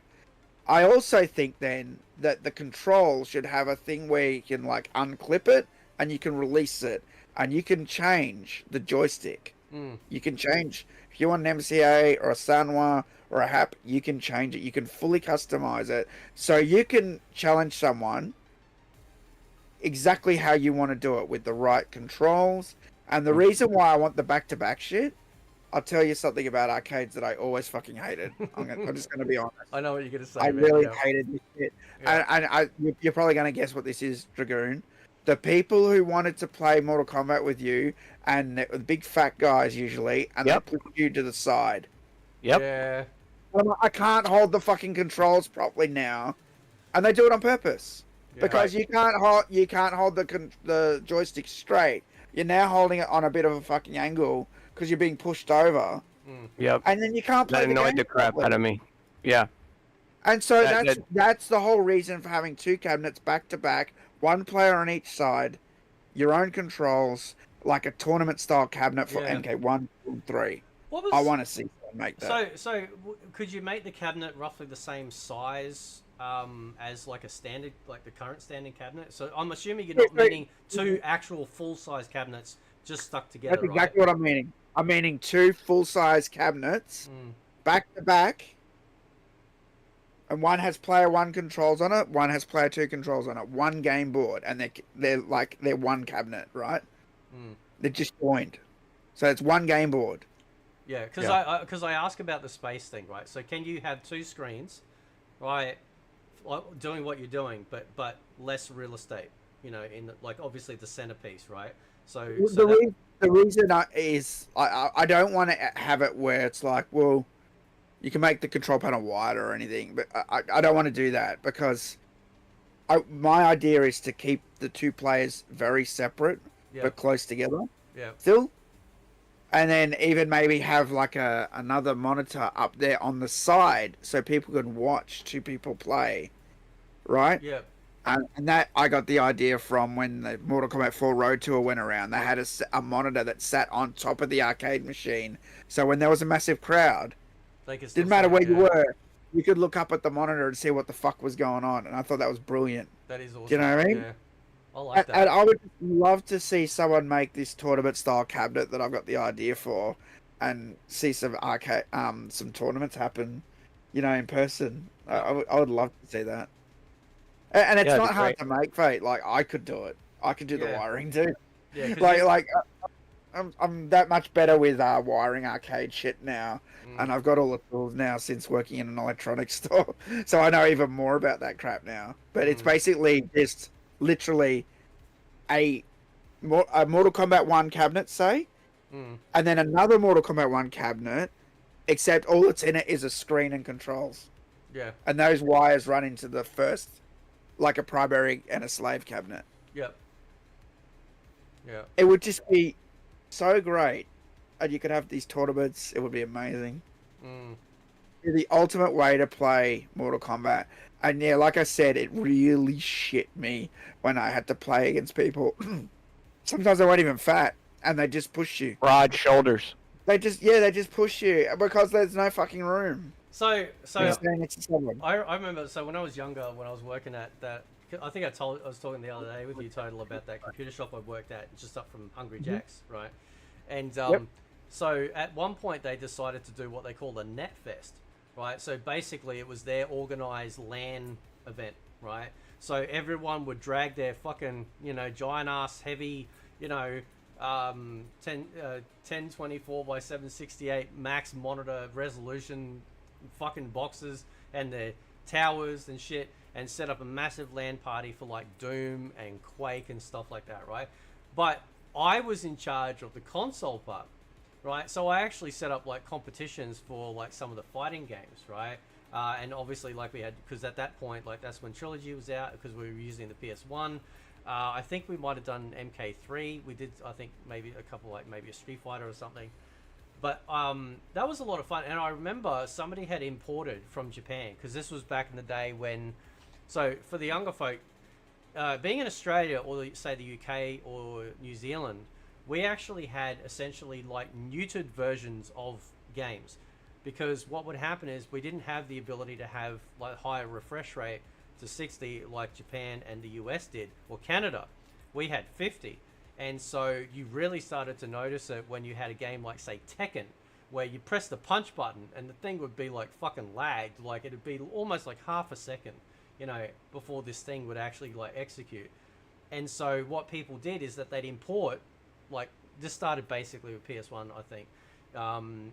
And so they imported what they call silvers, which were obviously, they were illegal. They were pirated copies. That's why they call them silvers, because the PlayStation 1 disc, what, they were black underneath, weren't they? Were they black or dark blue? Yeah. Black. So they called them silvers because they were just a CD, you know, that was copied.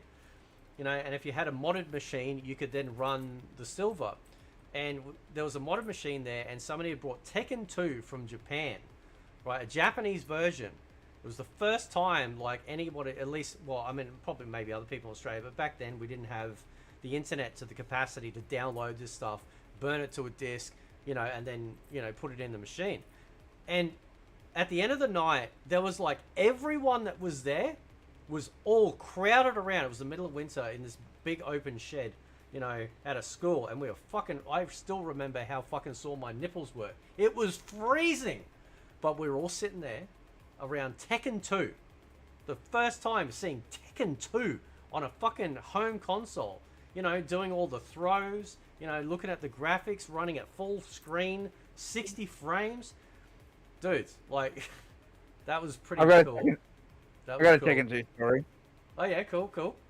So, when the PlayStation first came out, as you remember, it was like $800, $900, right, for the console. You remember this, right? Yep. The very first PlayStation that came out in Australia, the laser block was made of plastic, right? Okay. And I used to live up in Queensland where you live, Fate, and as you know, it's very hot up there, right? So, my friend up there at the time, he had the PlayStation, and he was playing Tekken 2 non-stop. He played it so much in that heat that the PlayStation got hot as well on top of the heat, and the laser block warped. And so Wow. he had disc problems because of it. I came to his house one day and I went, what the fuck's that about? And he literally had the PlayStation standing on its side. Like the PlayStation 1, the grey one, right? Yeah. Standing on its side. It only works if I have it like that. I'm like, what the fuck? Mm-hmm. So That's some dedicated gamer shit. He was playing Tekken 2 that much that he warped the fucking laser block. So, here's a funny story, right? I know what you're talking about, because sometimes if the laser starts to go, you got to kind of like reposition the console, because otherwise it just wouldn't work. I remember my very first girlfriend, right? And then like we've been together for years, and when I like got my PlayStation, this is no shit. In the time frame that I was with her, I probably went through about 4 or 5 PS1s. Yeah, I believe it. Right? There was some evil energy coming off this woman, and I'm just joking when I say that, right? And I would constantly be going back. You remember the Maya Center in the city? Yeah. So Yeah, I would, Tops, right? Yeah. So I'd be taking. Yeah. I remember like I remember like going in there like after school. You know, I catch the train all the way in and going up there and playing on the demo machine, playing MK3 and shit. It was amazing. Anyway, I was constantly taking the fucking PlayStation back. Look, the laser's not working, right? The distance is spinning. It's just there's nothing happening. Okay, so stop for a sec. Let me interrupt. Yeah. You were taking your PlayStation back to a place called Games Express, yeah? No, it was in Maya. Like my first PS1 was through Maya. Oh, it's in Maya. Okay, sorry, because there was I- there was a dedicated game store in Maya Center called Games Express. No, not them. I know who you're maybe talking that- about, but no, it wasn't them. Okay. Yeah. Okay. Resume. So when we broke up, didn't have a single issue after that. I did not have to take it back and ever get the laser replaced. I'm telling you, man, some women have bad mojo. Right? Maybe when you weren't around, she was like fucking with it, dude. Like, you know, Yeah. Maybe. I don't know. jamming the knife in there or something. You know? But I tell you what, like another story. Like it's not a fighting game story, but like this mate of mine at the time, because like we were accessing, like it was like literally like by getting access to these overseas games, right, whether legit or not, was like eye opening. Like it was literally eye opening. It was the difference in gameplay and quality was just night and day, And I remember he imported the US version of Final Fantasy VII. So this was the version that came with the extra bosses, right?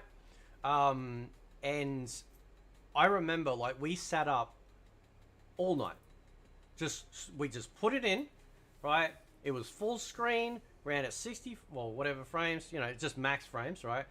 And we played that shit all night. Like the original, Yep. it was wonderful, man. It was so good,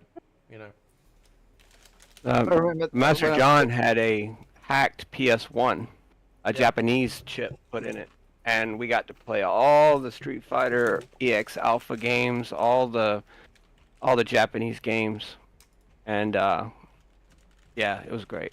Yeah. It was like that for MK2 on Super Nintendo. When I got that, I played the fuck out of that thing. I'm surprised it still works, dude. Yeah. I played that so much.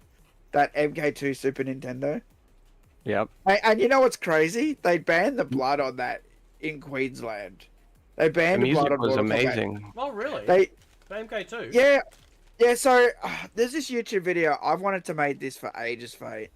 And I made some calls like after the pandemic, and it seemed like it was a pain in the ass to like find out. Yeah. So basically, I forget who I rang. I rang some council office or some, and I said I want to speak to someone in like press release archives Yeah. about when they banned Mortal Kombat from having blood in Queensland, Yeah. because it was right after the first game came out. Some old lady saw the game and freaked the fuck out, and then the premier, I think it was Wayne Goss. Oh, yeah, I remember him. Yeah, Yeah. he put a blood ban on Mortal Kombat. If you were caught, it was a $10,000 fine if you had a Mortal Kombat or Mortal Kombat 2 cabinet with blood enabled, right? And so, if you went to any of the clean arcades, like the arcades that were in the shopping centres, Yeah. like I live near Indooroopilly, Yep. I know. Yep. the blood was not on, and I would try to get them to turn the blood on. They would, of course, they'd never fucking do it, right? Yeah. Right. Even though, like down the road, I'd already been playing Mortal Kombat at Oxley. They had the blood on because Oxley's a bad area, and the guy didn't give a shit. But they had this ban. It was so weird. Yeah, that's bizarre, and man. Yeah. Yeah, on Mortal Kombat 1 and 2, and that's how I found. For those who've seen me do it on my channel, the infinite babality glitch. That's how I found it. I was doing that in the arcade before anyone knew about it in the home market. I was doing that in the arcade. I found it by accident because the blood was off, and as you know, the blood has to be off to do that glitch. Mm. And I'm like, well, I'll do babalities, and then I'm like, I repeated it, and I went, oh shit, and then I'm like, hang on, it just keeps going, and that's how I knew about it. But when it came out on Super Nintendo, it had the fucking blood for one, which was weird because the first one didn't. Which revision was it that you could do a babality and then as Baraka do the Blade Fury on it? I think that was a really early one. Dragoon might know. Oh, I think it was like, I don't think it I was don't 1.0. remember. I think it was like the second release version. What, a 0.0? Like a 0 point or a 1 point? No, it was like, Because what is it? 3.2? Is that the main one? That's the main- Wasn't 3.2? 3.2 is European, I think. 3.1 is the one that they run on Flightcade. Right. I'm not sure why, but yeah. Maybe Daryl knows. I'd have to ask him because, like, yeah, No, I got the like list here. 3.1 is that is the MK2 version. I think Okay. I think it's point Yeah. 5.0 for MK1. So. Yeah. 3.1 is the one I always play. That's the best version. But the first version is 1.4, then there's 2.1. I think it's in 2.1. Yeah. That glitch you're talking about. Maybe 1.4. And then there's 3.2, as you said, is European. Yeah, that's right.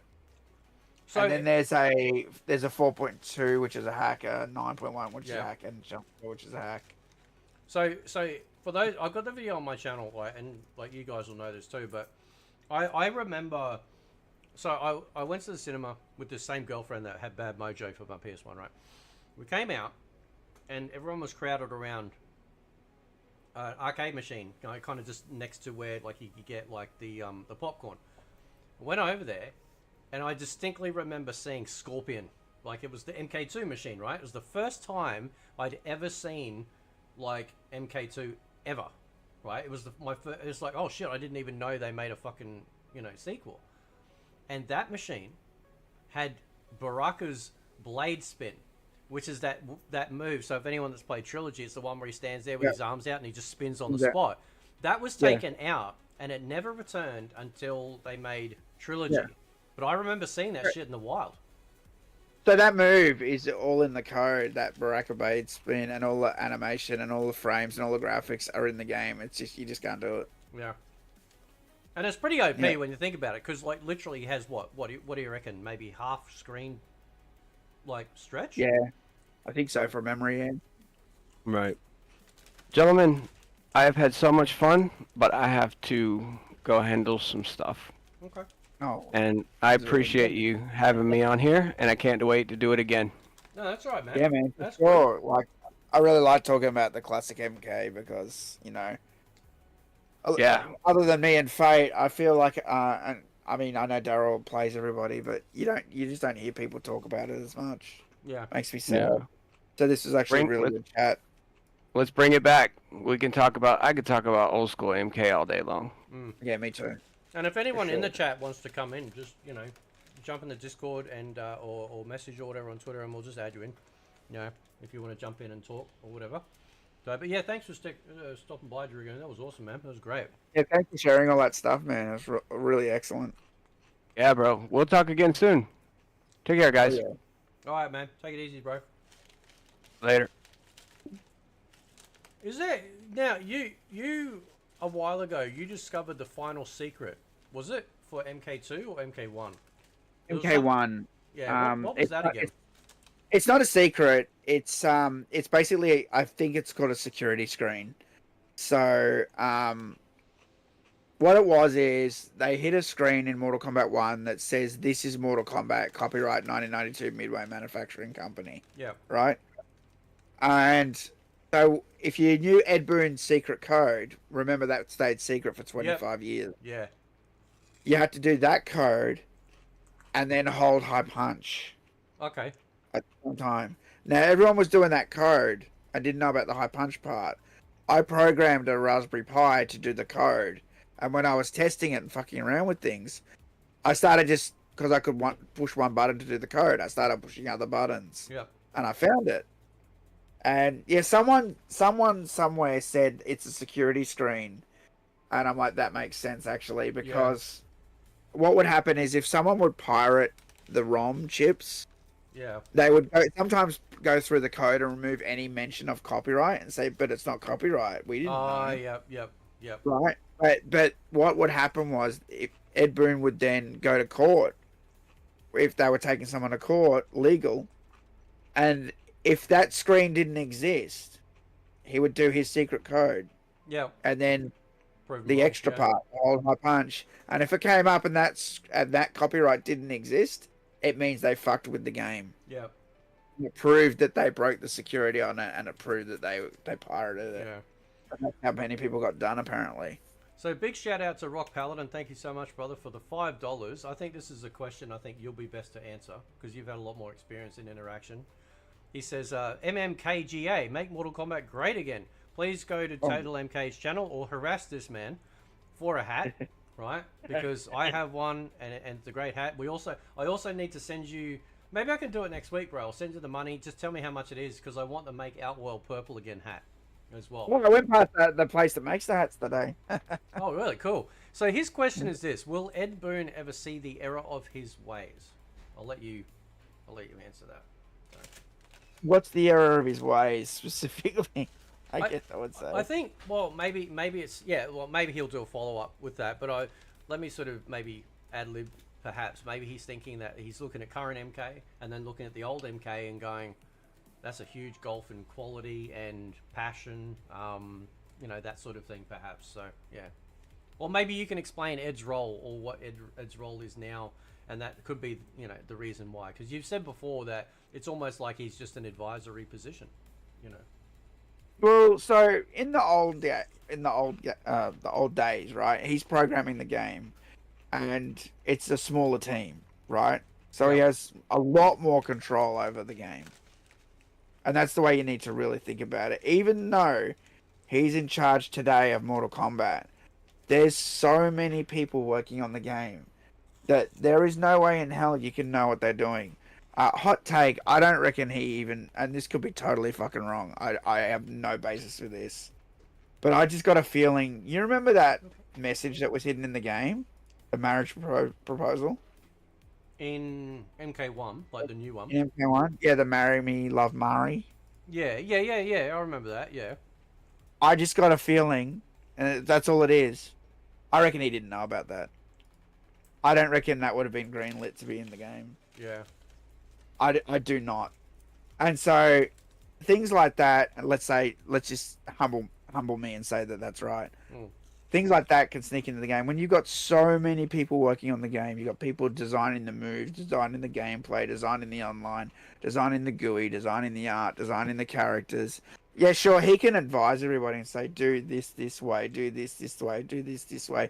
But it's a lot less control, right? Because you're just telling people, right? Whereas in the old days, you were doing. Because it was for people, and you were doing, and you were watching, and it was a lot more intimate design, right? Whereas now, you got like hundreds of people working. And parts of Mortal Kombat aren't even worked on in America. They work on some parts of it overseas. Whoa. Hey. What? Dude, What? watch the credits, man. Like, so the main core team assembles everything in Chicago, right? Yeah. But there's parts of the game that are worked on overseas. So they might just be doing shitty art, like, I don't know, like sand or grass or a tree. So that frees up the main team to do specific Mortal Kombat things specific to their brand, right? Yeah. But when they need like trees or shrubbery or a fence, something outsourced, they just outsource that shit overseas. And if you read the credits, you can see that there's a whole bunch of people like in, I think it's like Korea or something, working on the game and making shit. So, okay, Rock Paladin's followed up with a $10. Jeez, listen, on this channel, you don't have to pay to ask questions, but I do appreciate you. Thank you so much, brother. He says, first time chatting here, long time viewer. Thank you so much, man. Also, please go check out Total MK because he is the OG. As far as I'm concerned, this man should be the king. He is the king, right? So, that's all the ball licking I'm going to do for this 1 minute. He goes, glad to see a community with focus on the classics. My question is about the tone shift and overall drop in quality. Classic MK will always be the best. Yeah, so there you go. Yeah. So I think, honestly, I think Mortal Kombat, for the most part, and I think you will disagree with this a bit, Fate, but I do think it's adapted pretty well. When it went from, you had the 2D, then you had MK4's kind of weird. It's in that like 2.5, and then you had the full 3D. And I know you're mad because I watch all your videos that Mortal Kombat seemed to be copying everything else, right? But I mean, it had to adapt to the other games in the market to a degree, right? I still think they kept enough flavor, and you're right. Deception was missing a lot of things. Oh, sorry, Deadly Alliance was yeah. missing a lot of things. But when Deception came along, they put the uppercut in and the sweep in. You got a bit of that classic feel back. Yep. And then you had like the 3D era stuff, and you start getting weird stuff like armor on characters. I remember you were the first to point that out to me. I'm like, how come I try and uppercut this guy? And he's like, oh, I remember you told me. You're like, he's got armor. It's weird.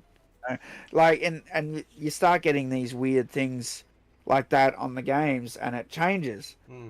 So, I think the feel on the latest games is that there's a lot of things from the classics missing, like a boss character, right? Secret fighters, we just got Floyd, right? Yeah. The pit. No, I mean, yeah, the pit, yeah.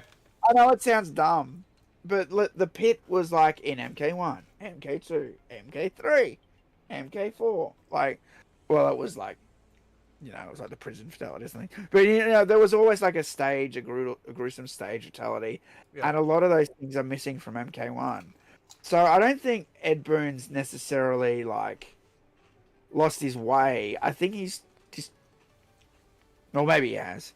I just think... Well, He's followed a path down like, oh, we'll do Mortal Kombat this way, and I think he has forgotten about some of the classic shit, like, uppercutting someone and just the announcer going excellent, outstanding, just stuff like that was just made it cool, like, and that stuff's not in there anymore. And you uppercut someone now, and it sounds like you're uppercutting a lettuce. Yeah, it's like fucking wet and sloppy. It's just shit. Like.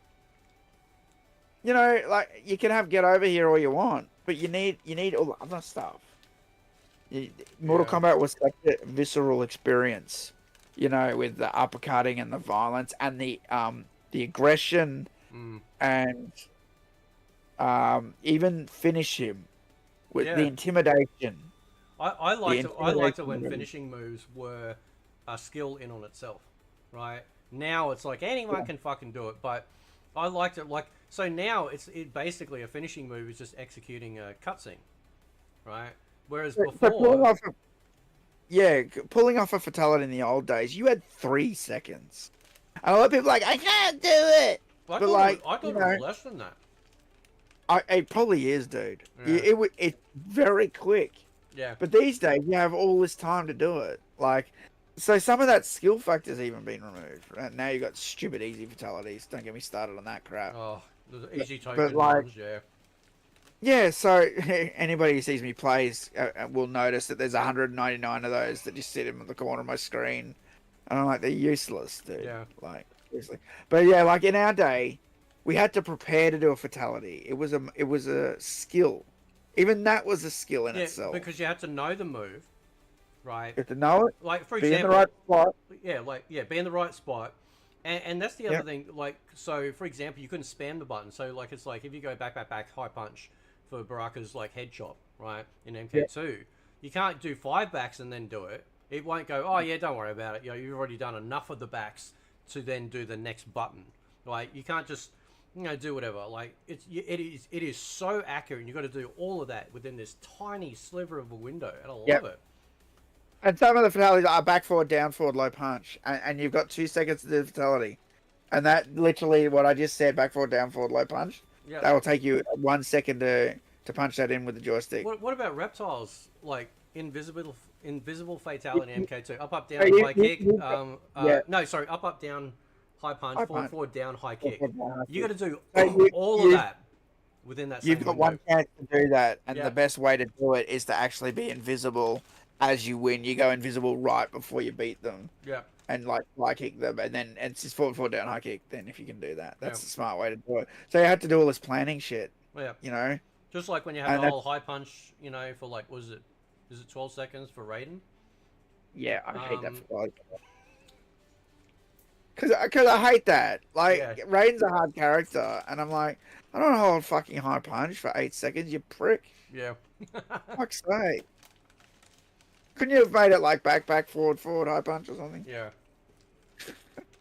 I always hated that about Raiden. Although I think you can hold low low kick for 3 seconds. For his, I swear you can, yeah. I don't know if this is a Super Nintendo version. I need to try this on MK2 again. I swear you can hold low kick for 3 seconds and press down, forward, forward, forward, and release it. And you didn't need the time. You didn't need the 3, and then he'd pick them up, and then you had to charge low kick and block to make them explode. Yeah. Except their head wouldn't come down. I always preferred the head one, which was high punch for 8 seconds. HC said about MK2 Shang's Kintaro fatality hold low kick for 25 seconds. Low punch. Yeah, low punch. Yeah, that's right. Rock Paladin says, to me, the biggest thing that's missing is the dark mystic vibe that the old MKs had. The new MKs are trying to be a superhero movie. So for those that have watched Bloodsport, and we watched it in the Discord the other week, which was really good. Some of the Discord members had never seen it before. There's a scene where, you remember the little Asian dude who goes, picks up Jackson and Dukes, and he's taking them for the first day. There's this one shot where they walk, multiple shots, but there's one scene where they're walking down in between, down the alley. Down the alley. It's all dark, the music, and it's so atmospheric. To me, that's kind of like Mortal Kombat, because there's this dark, worry, like, what the fuck's down around this corner? It feels like you're venturing into this other world, that just it wouldn't even be thought of back out in the street, Yep. And I'd love to know, like, has John Tobias or Boone ever gone into massive detail about why they had influence from, say, Big Trouble in Little China or Bloodsport or the Kung Fu movies? Have they ever gone into actual detail about, what about They it? just said they just said they were huge fans of 80s movies. So I think they were just movie buffs and loved all those 80s action films. Yeah.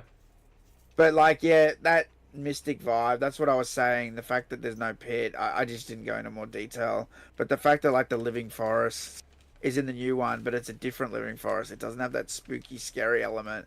Yeah. And it's funny, if you play Fortnite right now, that's what I was just streaming. The living forest is in that, dude, and it looks how it should look. And I'm like, see, this is the perfect example of a problem.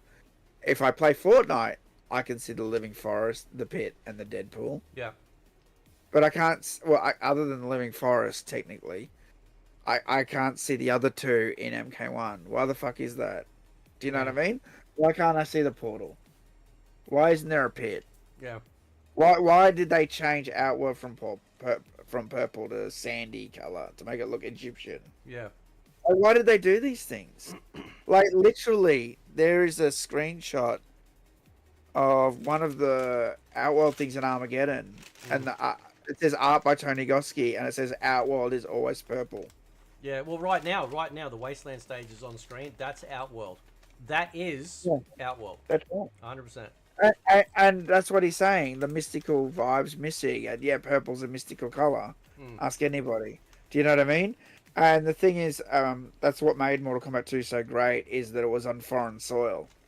So, yeah, Deadpool, Wasteland, Living Forest, they all look very foreign and very threatening. That was the whole idea. The whole thing was intimidation. That was the whole thing. Every stage was intimidation. Yeah. The first one's an acid path. The Wastelands has all those dead guys in the background. The Living Forest looked scary.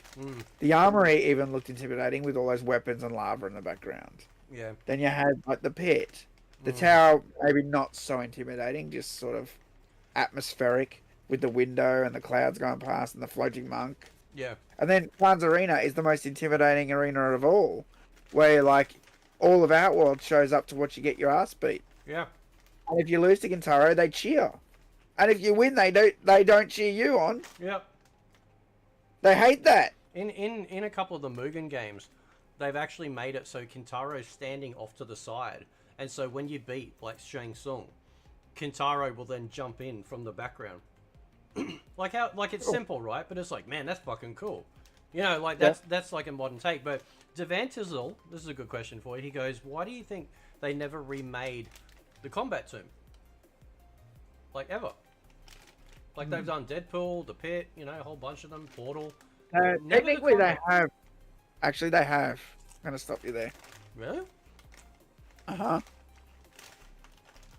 Let's see if chat knows. Which Mortal Kombat game had featured the Combat Tomb? Give me a hint. a remake. Give me a hint. What's the hint? Give me a hint. A small hint. How do I give you a hint without giving it away?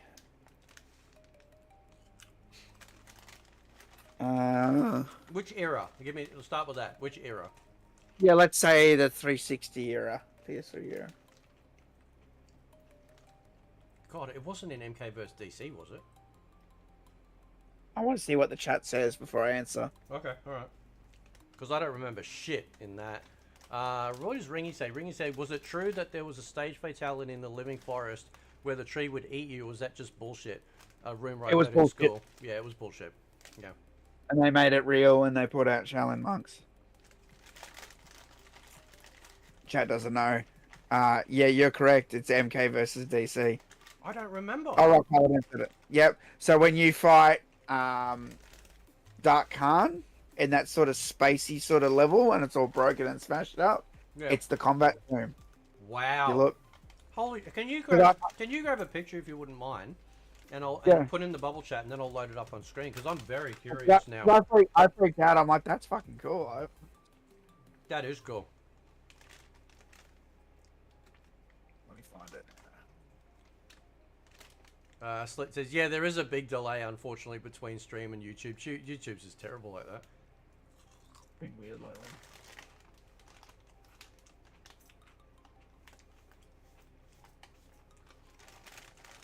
I will admit, just looking at Shang Tsung on screen, just for a sec, I will admit that I do like the fact that they've increased Shang Tsung's arsenal in obviously later games than just being him throwing a fireball or a ground fireball and then morphing into people.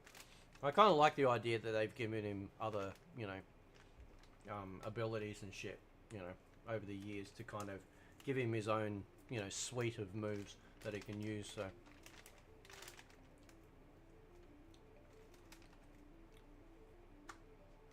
Trying to find a good screenshot of it.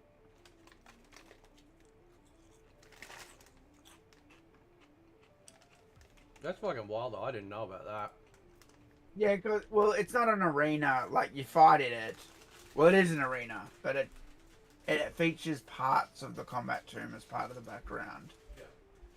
Oh, where'd it go? There we go. Trying to find a good screenshot of it. You really notice that when you do the falling combat. And this guy doesn't seem to do it in this match, unfortunately.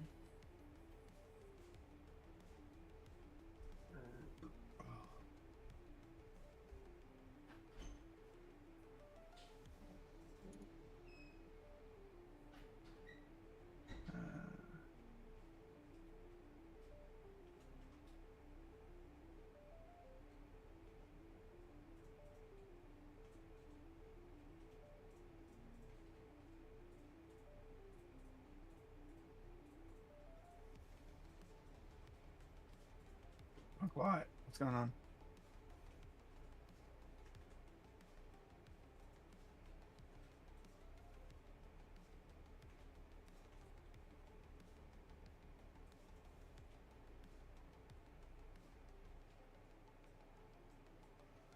Oh, it might be one of the cutscenes, actually.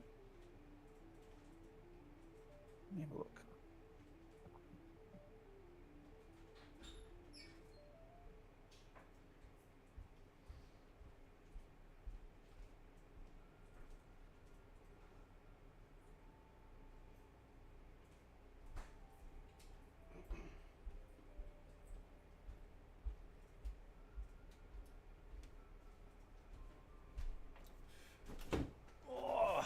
Just grabbing a drink. Yep, no worries. Are we still on stream? Yeah. Okay, it just went quiet. I was like, what happened? My bad. Alright, let me have a look here. He can summon a better spikes. Yeah, I like that move. I do. I actually do like Shang in MK1, like the new one. I actually think he's pretty decent. I just feel like, so what I feel with MK1 in terms of like a move list for a character, like special moves, I think there are some characters that just need something extra. Shang would be one of them, right? I think just one extra special move I think would round him out. Same with a character like Li Mei. maybe Reiko, although Reiko's got quite a few. There's probably a bunch of other characters moving moves from like Cameo Kung Lao back onto Kung Lao. You know, there are moves in there that like they're either in there or that some characters could get that would round out those characters, because I always play the game as if it's like a 1v1. Yeah, I might use the cameo, but I never look at the cameo as there to fill in the gap. So, and you know, obviously it's not the game design. It's not a game that's designed for a 1v1. It's not a game designed for me in that regard. But I still sort of look at a character and go, yeah, like Li Mei could just use one, maybe two extra special moves, and that would really, you know, that'd really round her out. You know, maybe Ashra could get a classic move, you know, something from her past that is not in there yet. You know, things like that. Slit says he's not a fan of his syringe claws. Yeah, well, if you go, like, if you've been following Total MK for a while, you'll know that he was the first one and the only one to call out the amount of, like, essentially, like, drug paraphernalia or usage and or needle type usage in this game. So, yeah. Exactly. Yeah, that always pissed me off. All that vaccination stuff that they pushed Yeah. really made me upset after the shit we went through here in Melbourne. Yeah. He goes, I'm I not just- I'm not a fan of the syringe claws. They tried to hand from Enter the Dragon by giving him the claws on his hands. Yeah. I don't mind the idea of the apparatus coming down. Right? That's how he gets his claws out. I don't mind that. I just wish they were just claws and not needles, you know. I just uploaded 2 screenshots. That's from one of the cutscenes. Okay. And I'll you get to that. First shout out to M3 Sneakerhead for the $4.99. Thank you so much, brother. He says, since we're on the subject of Boone changing his ways, when will we ever get modern ports of classic games, HD or one-to-one exact ports? I have no faith. All right, let's hold that thought. We'll just quickly show these images that Total MK has just shared of the combat tomb. Oh, yep, yeah, I gotcha. Yep. Yeah. Yep, I see that. Yep, so we got that right side there. That's pretty good. What's that back piece? What's that fucking remind me of? It's not one of the 3D stages, is it? From, like, they haven't done like a hybrid job here where they kind of combined. I don't know. There we go. Yeah. So yeah, no, you're right. Yeah, it is definitely the combat tomb. Yeah. I got a third screenshot. Here's another one. I'll be honest though, like given now what we've gotten from NRS, I'm actually probably a lot more forgiving with MK versus DC now. There's another one. So you can even see the yin yang symbol. Look on the floor, dude. Yeah, Look, yeah, true. Yep. which is in front. That's what's in front of the combat tomb in the middle. So that's the closest that we've gotten, to. That's the closest we've gotten. Yeah. Yeah. Because I was freaked out when I saw that. I'm like, that's cool. They picked that. Like, because we don't see that level very often. That is. So, do you want to answer this one, dude? About M3 Sneakerhead's question about will we ever get modern ports of classic games? So I'm assuming, given what we've been seeing with Capcom and their collections being put out, they must be looking at that and going, man, like there's a deep hunger, for this classic stuff. And Capcom doesn't seem to be afraid about bringing out their old games alongside their new game, right? And he says HD or one-to-one exact ports, and he says I have no faith. So, what do you think? They've always been kind of a bit weird with releasing emulated versions of their games. Like, for example, right, if you think about it, like Mortal Kombat on Sega Mega Drive or Super Nintendo, right? All through the Nintendo Wii and the Wii U and even the Switch, Yep. they've never released an emulated version of Mortal Kombat. Yeah. Now, that might be because the claim's not around. Yeah. But I don't know. I think it's something else. I think Ed doesn't like. I know he specifically doesn't like the Super Nintendo version, and I agree with him. It's fucking trash. Do you know what I mean? Yeah. So that might be why. I don't know. Yeah. But like they've never released any of their old Mortal Kombats Yeah. for download on any of the virtual consoles or anything, and that's very telling to me. I'm like, that's kind of weird. So I mean, everyone wants a classic version, and that last one, you know, I panned the fuck out of that. That might be my fault. They haven't done any more since. Because I'm like, that last version was shit. Yeah. That last Mortal Kombat arcade collection. That's all we've got. Yeah. Yeah, that's all we've got to play those classic MK games. Yeah. And it's trash. And that's why I said that version of MK2, that Ocean Software one, that one's better than the one that they released the last one. But they took it off the market. How do the Midway collections fare? You know, the ones they brought out on PS2 and PC. They were pretty decent. They Yeah. had some audio issues, but nothing like the one that was on 360 and PS3, which had. I still remember your videos talking about how I'm pretty sure it was. Did you do videos on it about how awful the sampling was and shit like that? Like you got into the. Changed, Yeah. They changed the music tracks. They literally shortened the music, so it wasn't playing all the music in the background, and it was chopped up into weird like pieces. They used like the Unreal Engine to manage like the audio playback. Yep. And I'm like, they didn't need to do it this way. It was weird that they did it like that. It was very strange. And there was even fans of mine who like fixed it in like half an hour, and I was just ready at them like, yeah, you need to fix this, and then they never fucking did. They just like, fuck you, basically. So and I'm like, really? So Devan Tizzle says, any update on Joe Tresca? That's the guy I interviewed a few years ago when they were looking to pitch the idea of MK Trilogy HD to Warner Brothers. No, I just checked his Twitter account. He hasn't sort of really said much.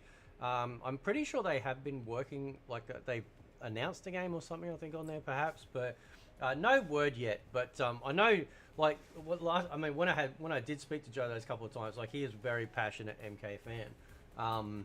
You know, but I don't know. Like, we've got Capcom Fighting Collection 2 coming out. What's the date today? It's not May just yet. Oh no, it is. Yeah, it is. Yeah, 1st of May there. Right, we are in the future. So this month now, we're getting Capcom Fighting Collection 2, right? And they are just like, people have been asking for games like Capcom vs SNK. Obviously, like the true sort of like awesome version of Alpha 3. Which was the Zero Upper, that was first in the arcades, which the PS1 got, and then of course over the years PSP, Dreamcast, you know, got their equivalent versions and improved versions of that, and then you got Power Stone. Like, people have been wanting Power Stone to come back for a very, very long time, and people are loving it. And I look at Warner Brothers and Mortal Kombat. I'm like, dude, like, they would make a fucking fortune. Like, and they could do it because Fightcade proves you can get online and play. Right, so it's not hard, and if they can do it for free, then there's no excuse. I think that they can't do it. You know, they should. Oh, dude, I'd snap that shit up in a second. Oh, man. Well, they made those arcade one-up cabinets. If you got one of the new ones, you can play people online. It really sucks. I bought one of those fucking things, and I bought it before they had that online crap, and I didn't get the deluxe one as well in Australia, so I got double fucked. Now, I've got a question for you. You mentioned earlier about how it just feels better when you're playing on the arcade. Aren't those one-ups technically emulated versions too? Or... Yes, they are. Yeah, okay, they don't feel. Yeah, okay. They don't. Yeah. I bought one because I was doing a lot of testing with that circuit board that I was doing. Yep. And my actual arcade machine, you know, it's got problems, and it's like, it's in a different part of the house. It's not easy to get to, and it's very cold, or where it is if it's winter. So I bought the arcade one up for 2 reasons. To like fuck around whenever I wanted to do something on Mortal Kombat, I wanted to test something on the arcade. I wanted something there with arcade controls that I could just like try it on, right? So if I want to test something right now, if someone, like, let's say someone came to the chat and said, you know, if you know, Mortal Kombat 2, if you pick Scorpion and press this, I want to be able to test it immediately. Yeah. That's why I bought one. Also, I bought it because it had all that artwork on the side. It has Raiden on the side. I like that. Because mine doesn't have any artwork. And I still want to put the Mortal Kombat 1 artwork on it one day. Yep. That's what I definitely want. And so I bought it to have the Mortal Kombat 2 artwork with Carlos Pazina. Yep. So when I walk into my storeroom, you see the side. I see the artwork right away when I walk into my storeroom. Yeah. And it's just nice. So I bought it as like a display piece and to like test stuff. and sometimes I just play it too. Like it's a decent version. It's a Yeah. really nice screen actually, very clear screen. What is the screen? Is it all CRT or is it just a flat screen? No, it's an LCD. It's super crisp. Yeah, Yeah, it's really nice. yeah. So Slit says, I'll do sneak ahead first. He says, I think Warner Brothers is afraid to port any previous MK entries due to a mass migration of players moving to them over the current product with no ability to capitalize on games as a service. Yeah, I mean, I think the whole games as a service thing is absolutely dying in the ass. It has, it has failed. So there are certain companies and stuff out there that seem to be holding on to certain things like DEI crap and whatever, but by and large, gamers are rejecting a lot of this kind of stuff, which is nice. But I do agree. Right. Yeah, I do agree. It's like or to a degree, like like about them sort of what was it? It's like, well, how do we monetize it after the fact, right? Now, not to give them any ideas, right? But you could do essentially the equivalent of what Capcom Arcade. What was that thing on Steam? It's a Capcom Arcade front end, right? So basically, you can buy so you like the actual program is free and it's set up like all these arcade machines, right? And then you can buy the packs of these Capcom games, in bulk, in different packs. And then when you go into the program, then they're in there, for you to access and play. So they could do something like that. They give us a front end, and then over time they're like, right, now we've released the classic MK 2D era. Here's the classic 2D era console versions or handheld versions.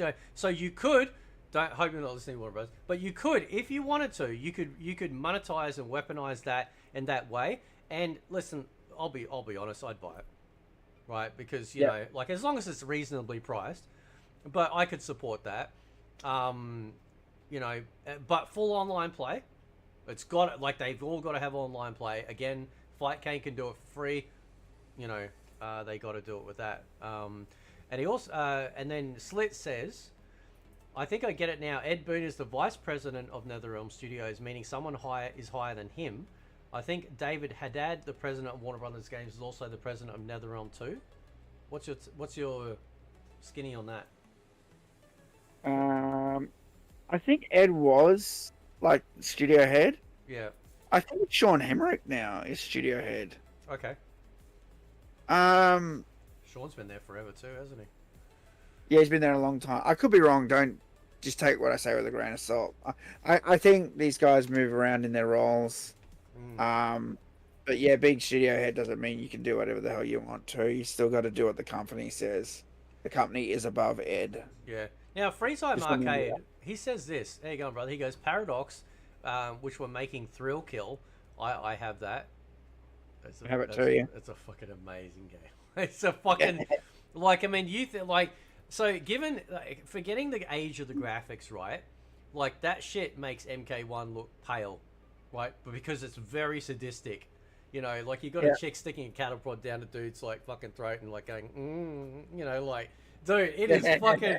dude, it is fucking off the chain, And then he says, and then when it was cancelled, they made Wu-Tang Shaolin style. Then they became Midway LA, and then made MK Shaolin Monks. So... Yeah. I mean, I've had Thrill Kill since the PS1 days. Yep. Someone I got this game, like it's unfinished, and a copy was given to me, and I've had it ever since. So Yep. yeah, I've actually looked for the press kits and stuff for that. I haven't been able to find shit though, Yeah. because I think one of the MK guys has a site that's dedicated to it. Oh, really? That'd be cool. Yeah, it might be FDMK or something. I do like the idea. Like, I don't know how many old fighting games you used to play, but I do miss the days when, like, they were very experimental with fighting games. You got games like Cardinal Sin on the PS1, games all the way back on the 16-bit, like things like Weapon Lord, Eternal Champions. You had those arcade couple of games which were kind of like, they were like bloody types like Time Killers and Bloodstorm. I kind of, and even something like Primal Rage, which was very radically different to input, you know, where you had to hold the buttons and then do the movement and let go, and that would do the move. I kind of miss when there was a, you know, we got some really good experiments, you know, in the fighting game space. Now everything is kind of, it's too curated, you know, it's too safe, you know. Yeah, and that's the thing. Like, a lot of the content of the games is looking forward, not back, Yeah, and I think that's a problem. yeah, Where, because if you think about all the Mortal Kombat's up to like 9, right? mm, They always look back and forward, but I feel like everything after 9 only looked forward. yeah, If that makes sense, what I'm saying, like where they Yeah. sort of ignore what happened before that. Apart from X, I mean that argument doesn't work with X because they had time travel, right? yeah, I suppose they all have a bit of time travel, but do you know what I mean? I'm talking about. I'm not necessarily talking about story. I'm talking about like features and shit, yeah. where they change things to be like the uppercut sound got changed. When did that get changed? I guarantee you it was after 9. And why did it get changed? My theory, I've told you this before, is something to do with the accessibility on the audio design, Yep. because they had that blind player who Yeah. used to play the game, and I feel like they might have fucked with some of the sound. Mm. Right.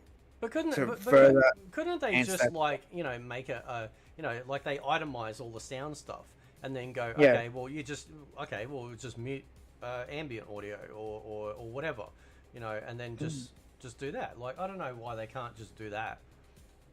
You know? Yeah, I mean, yeah, I know it's basic logic, but like I'm guessing by what I'm saying, but Yeah. if I'm right, yeah, they don't care either. They're like, no, we're doing it this way, you know. Mm. So,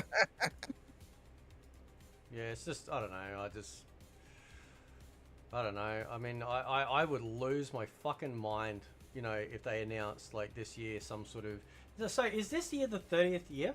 Is this the 30th year this year, or? Yeah. Yeah. Okay. Like, they got to do something, man. We can't just have like the movie come out and a couple of skins on MK1, right? I just hope they don't do what they did last time, where they're like, there'll be a panel. Oh, we got Oda in the chat. How you going, Oda? Let me mod you, brother. He says, "Oi, oi, lads, how are my two favourite Aussies doing today?" I apologise. I haven't been Lynx's server for a little bit, and I do apologise. I haven't caught up with the boys and stuff in there. So, shout out to Oda. Let me just mod you, brother. So, yeah, it's sort of, yeah, he's awesome. And I think I only realised the other day what Oda stands for on the air. I'm pretty sure that's it. You know, so because when I was figuring out some of my like videos when I go live for Fate Live or Fate Cast or whatever, I got one that's like broadcasting worldwide and then like live now, and I originally had like, I think I had like on the air, you know, and I'm like, oh fuck, that's Oda. like you know, so yeah, you know, but yeah, so oh dude, fuck it, I would lose my mind if they announced something like that. They gotta, dude. They just. It's really sad that the neglect that MK's been given. Yeah. That's the saddest part. Like a game with such a huge, rich legacy, such a big fan base, and they've taken a shit on it not once but twice. Yeah. For the 20th anniversary and the 25th anniversary. Yeah. I'm like, you could have fucking tried harder than that. Yeah. And I blame that fucking Injustice shit for it. Because both Yeah. times Injustice was the game coming out. It was coming out during the 20th and during the 25th. Yeah. And I'm like, if that fucking game didn't exist, we probably would have got something proper. Do you know what I mean? That's what sort of made me hate Injustice too. Yeah. Even though I bought it, known it, and everything. Yeah. But like, Well, I've said that too. Like, Injustice, I felt has infected MK. You know, like you told me, and I tell people this too. Like that you've told me this, that the last true Mortal Kombat game under Midway's direction and creation was MK9, and it was simply just, you know, like obviously like paperwork essentially with the name change, right? Like, you know, they just, yeah, because you can feel a hell of a difference between MK9 and MK10. You really can, can't you? Yeah, you know, I Yeah, noticed back then about the women changing and the graphics detail looked worse and just like, man, fucking, like I thought MK10 was gonna absolutely just kill it. You know, coming straight off MK9. Also like fucking Sindel going absolutely like crazy and killing everyone. You know, at the end of 9. I mean, dude, that was like, all right, let's fucking go. Like, you know. And that's why I get worried if they introduced another game, like a fighting game, right? Mm. With horror characters. Like, if they had some different move in that, let's say, I don't know, they had some sort of spring jump or something, let's say that, right? And everyone goes, this is the greatest move ever. Then they're going to put it in Mortal Kombat. Like you Yeah. said, and that's what I worry about. I worry about that. Yeah, That's why I get that, yeah. feel like I get that, yeah. Yeah. and maybe this is just my like autistic fucking nature, but I feel like the MK team should just do MK. Yeah. Yeah, I And I know it's not I because agree. they want to do other Yeah. things. Yeah, I get it. They want to do other things, but I'm like, I don't want them to. Yeah. Yeah. Yeah, I mean, unless they literally created a whole new studio or like a sub studio. Exactly. You know, so the main studio does MK, then like they're the A team, and then you got the B team that handles, you know, something like that. Yeah. Yeah, Oda asked, have they announced anything? No, they haven't, Oda. No. Come on, man. And Come for the on. 25th anniversary, they did fuck all as well. They had a panel, answered like 5 questions, and then went thanks. And for the 20th anniversary, they did something similar. They released a video. They did a little bit more for the 25th. They released a video and a few other things. The 20th was literally just a video and some questions. Yeah. But like, both were very lackluster for a game that's this old. Yeah. I'm hoping for the 30th they're gonna at least do something big. Ed Boon said something about something big happening, right? Yeah, that was in that interview, right? Like somebody in from the audience, said something, and it seemed like he looked like he was excited about like the classic stuff or something, and he mentioned, is that the one you're talking about, where he mentioned something about like a HD version or updated version or something? Yeah. Yeah. I really wish I'd gone to that Midwest thing. I tried to fucking go to that too, and all the plane tickets were insane at the time. Yeah. But he's never done that. He's never like played MK with people, and he was there with Kerry and Sal. Yeah. And they're like all old school actors and stuff. It seemed like there was a big push for some of the old school stuff. Do you know what I mean? I know it was for charity and that. I was with John Tobias, of course, as well. Yeah. You know, I know it was for charity and everything, but it just made me wonder if they have something up their sleeve. I remember I covered it once in a video where Ed Boon was surprised, you know, at the fact that, you know, there were people that were still championing or something for, what do you call it? You know, for the old school games, and that we're still around. And it's like, and that's where I think where this is the problem with social media and stuff, right? Because they think what they're seeing is real. It's like I've talked recently about, you know, you get some people in the community that are like, well, it's the pro people and the content creators keeping the games alive. No, it's not. You're only looking at it because that's what you're seeing, but they're not the ones. They're not the millions of people that bought the game, right? They're not. You know, you're not seeing the people that are playing the game that aren't streaming it, or aren't on social media, you know, or making content about it. You know, that's the silent majority right there.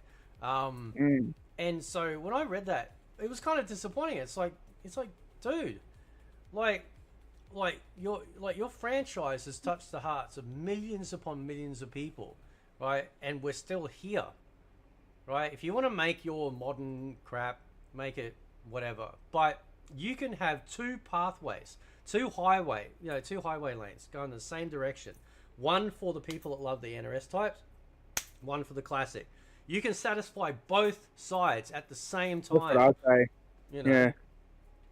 I just, They really should have a second studio. and they got the money. Yeah, they could have a second studio. Look at is it Q-Lock? Are they the ones currently that are doing the ports? Is it Q-Lock for MK on PC and stuff like that? I think it's per game contract. I don't think it's just them that Okay. always. Yeah. But I think they did the last one right. Yeah. Let me hang on. Let me just double check, because that's what needs to happen. Like you're right. Like they need to have a second studio, a studio dedicated to this classic stuff. You know, they can spend all their resources and time. Shit, man, put fucking John Tobias in charge of that, because he will deliver, right? Because even though he's not a programmer as such, well, I'm assuming he's not, right? But he has the vision. You know, he'll be able to look at something and go, no, let's make the menu like this. Imagine you load up. I'm getting goosebumps just thinking about this, right? So imagine they made a classic collection, right? And then you kind of like they make it eerie, and you know you could have like so say for example you have like section over here is MK1, right? And you click on it and there's like this dragon lights up around it, you know, and then as you like then you activate it and it slides open, you know, this like real creaky old school, you know, feel. And then you go like you walk in and then it's like, I don't know, they could choose like an old stage where they have set up Game Boy version, Mega Drive version, Super Nintendo version, and all the versions related to just MK1 that they've done, you know, and create this MK look and vibe to it. So he may not be able to program it, but he could draw it. He could go, right, this is what I want the menus to look like, right? This is what happens when you click on this and this activates, right? I think he'd kill it. I like his brain is MK. Like, you know, you obviously seen his post about different shit. Like he feels like that shit's in his DNA, man. Like It is. That's his baby. You know, you never forget your baby. You never lose love of your baby. And do you remember how you felt when you found out they weren't working together anymore? I do. I remember. But yeah, I wanted to hear how you felt. I'm trying to remember.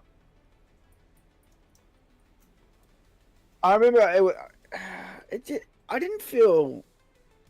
Yeah, I was sad that he left, but I didn't feel like super depressed.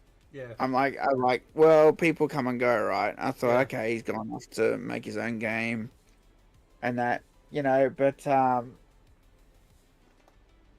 it was sad because I was such a pair, Yeah. for sure.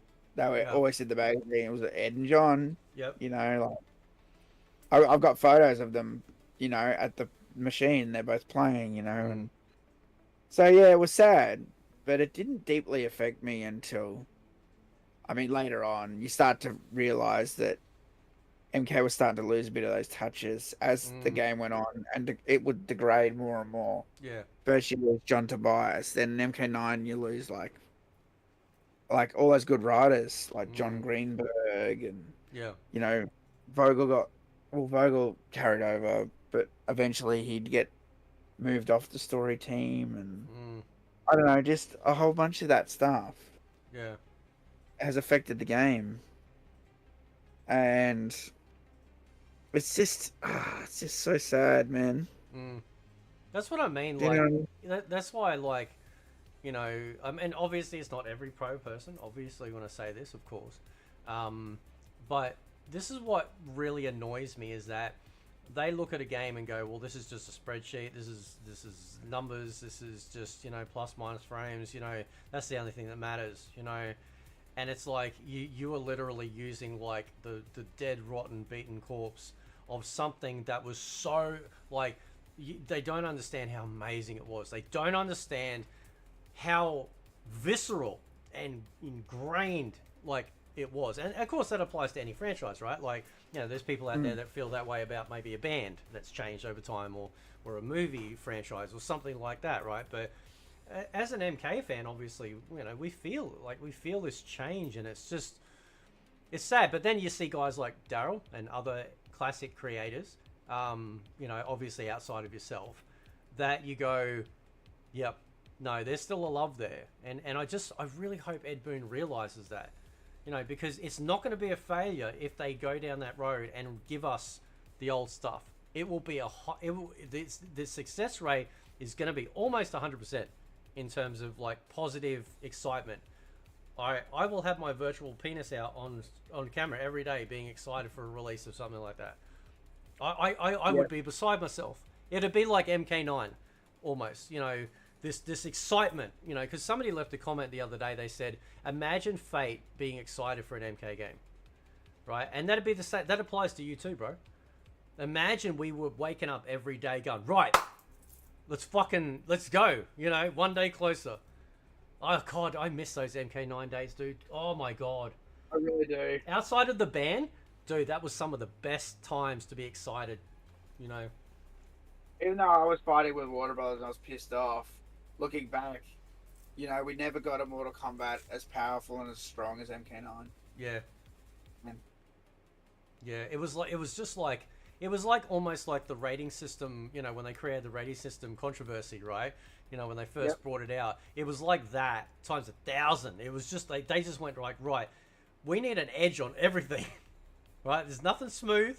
Everything's just edgy and metal and just hot chicks and kick-ass dudes and all the special moves and the kick-ass looking stages and story. Oh, I remember that scene. Remember that scene with Ermac where he jacks his arms, right? Dude, I remember that still. That was shocking. I'm like, dude, fucking hell. Like, he just popped his arm, you know. That was like, wow. That was cool, right? It was a different take. It was cool, you know. So. Yeah, that was definitely awesome, man. Mm. You know, seeing it blow the arms up in the Soul Chamber. Yep. You know, yeah, no, I remember it. The cinematic, the storytelling was this next level in MK9. Yeah. So MKDC was sort of the test bed, and MK9 really pushed it further. Mm. Yeah. Yeah, I've said that about War Gods. I thought War Gods was basically like the beta test for MK4, you know, to try and figure out that 3D space. But all they need to do, like if they remastered MK9, they would make a bajillion dollars, right? At a solid, you know, low to mid price, rollback netcode.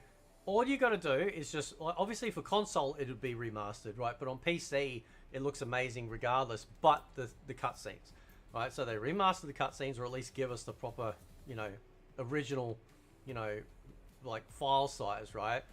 And they like, I know, like, because people in the pro scene, well, there was fucking Cyrax Infinites or some horseshit or whatever, right? It's like, listen, do you really think, as an MK fan, that is going to ruin my entire experience? MK9 is like, listen, MK9 is like having the best woman in the world. You love her to bits, top to toe, right? But she's still going to fart, right? She's going to make a stinky every now and then. You're not going to fucking go, right, well, I smell her fart, that's it, get the fuck out. You're not perfect no more. No, of course not. And they'd patch that shit anyway. They would patch actual broken shit in the game, you know. But that's minuscule. Oh my God, it's minuscule compared to the overall package. Oh, dude, like. Yeah, if they did an MK9 with that rollback netcode, it'd be big. Although I do think, didn't they say like Kung Lao was top tier? And like no one else could really be. MK9. Oh, I don't know. I'm not sure. But I'd have to fix that.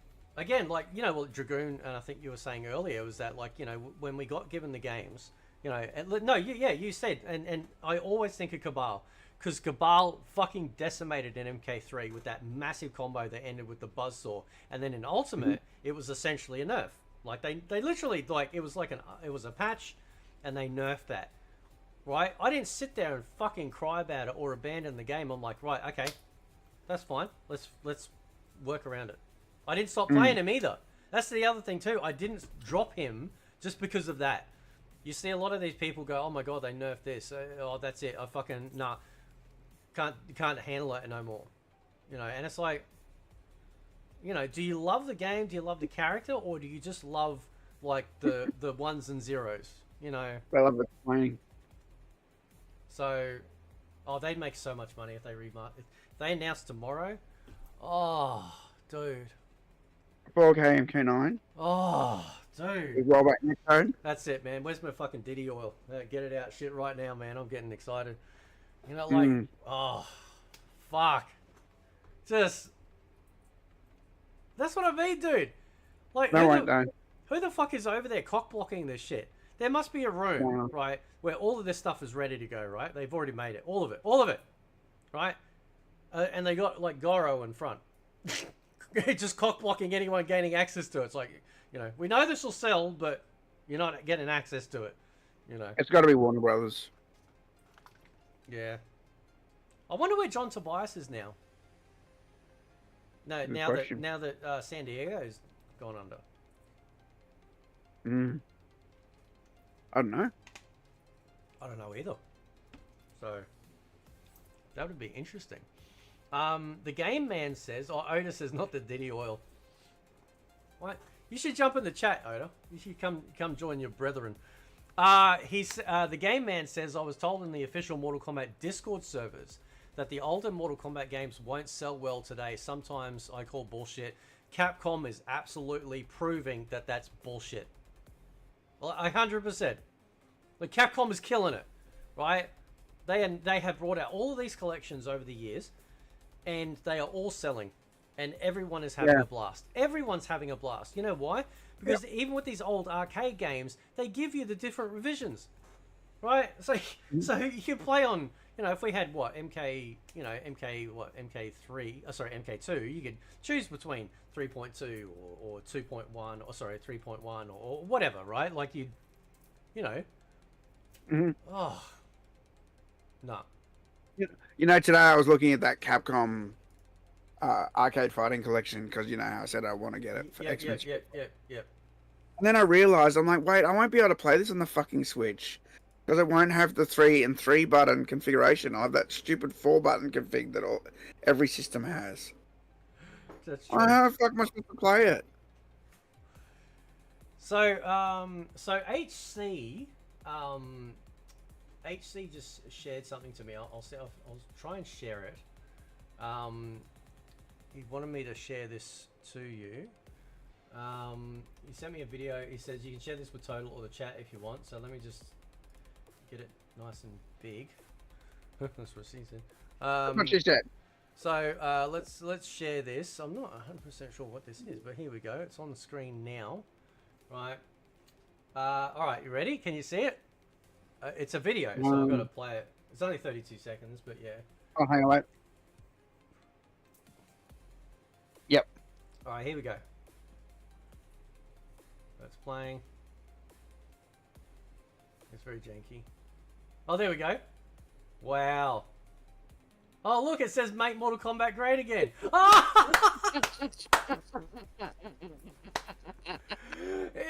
My boy's on there. Dude. What have I started? Dude. That's fucking great, man.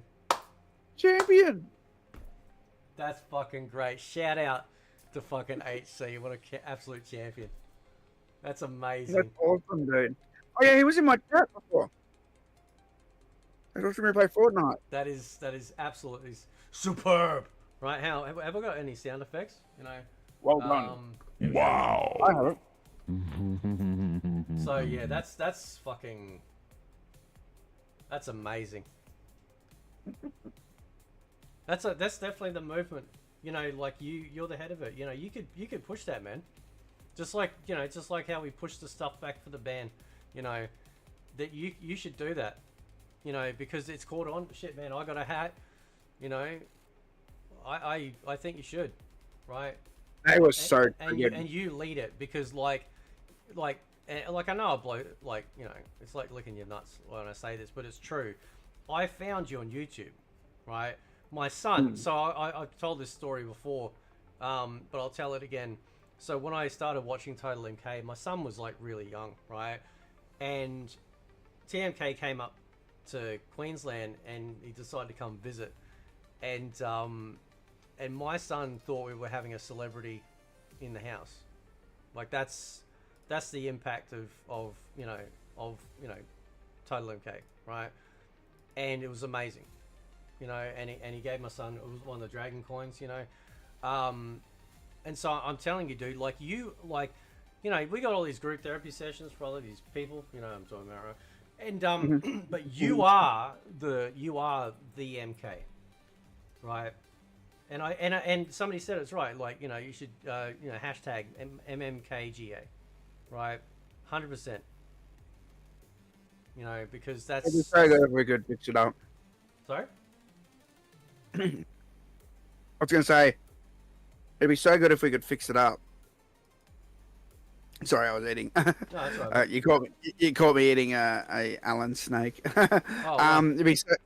Yeah, I was just gonna say it'd be so good if we could fix it up and get some of the old stuff back in the game.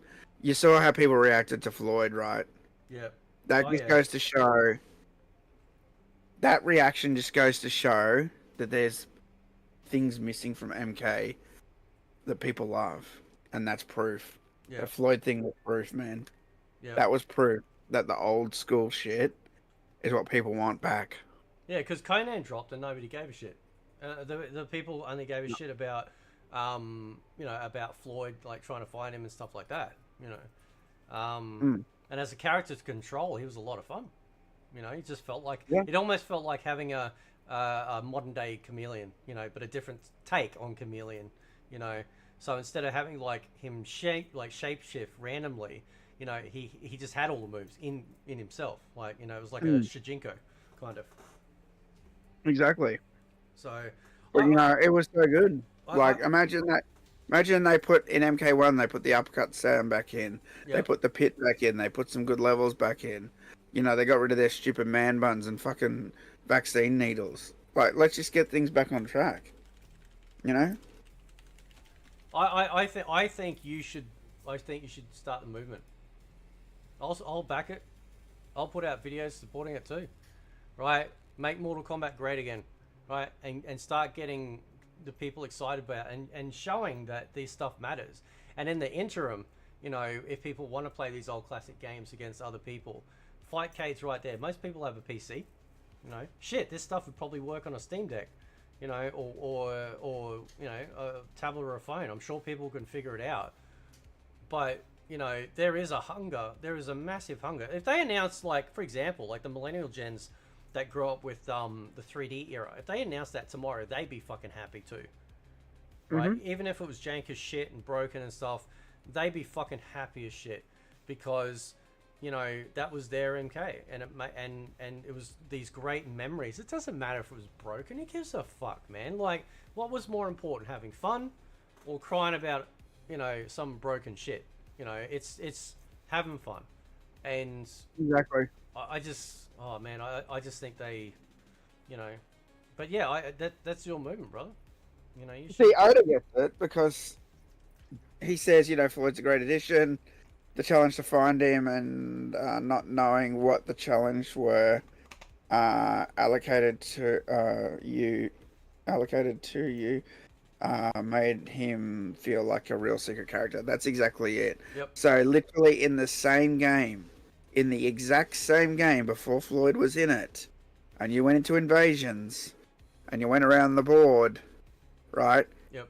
And some of those nodes had quote unquote secret fights, and it would just pop up randomly, like you do a fatality or something, and it's like, oh, you did a fatality at the right time. It's a secret fight, you know, and then it would pop up, and it was a chore. It was a fucking chore. I'm like, I don't want to do this. Yeah. I'm like, this isn't exciting at all. I go, you just handed me another fight, and you disguised it as a secret. Yeah. It wasn't a secret. Yeah. I go, I didn't do anything special. I just happened to do a fatality, and it popped up secret fight. Whereas the Floyd shit, you had to put in work, days of work, doing the wrong fucking shit too, by the way.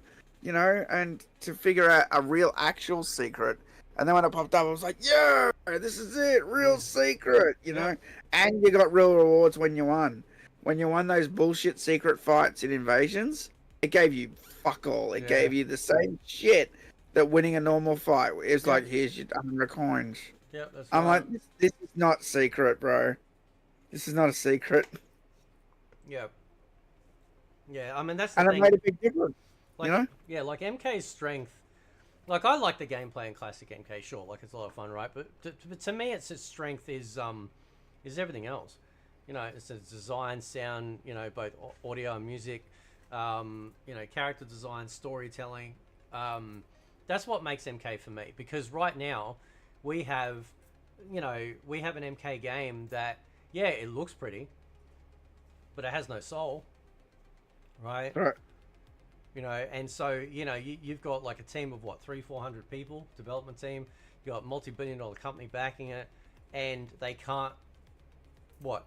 They can't fucking pump out a game, you know, that feels like there's some love to it. And then you got that, what's that recent game that came out, that turn-based JRPG S type, that Claire game, the Expedition one or something, right?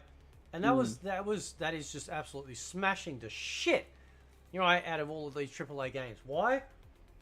Because there's love and attention and care to detail in it, right? A focus group on a focused project, and they nailed it. They did.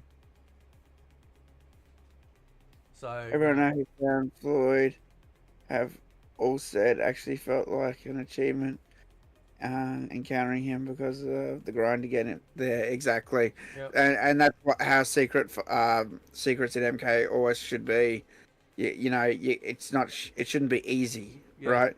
And once you do it, there should be a reward.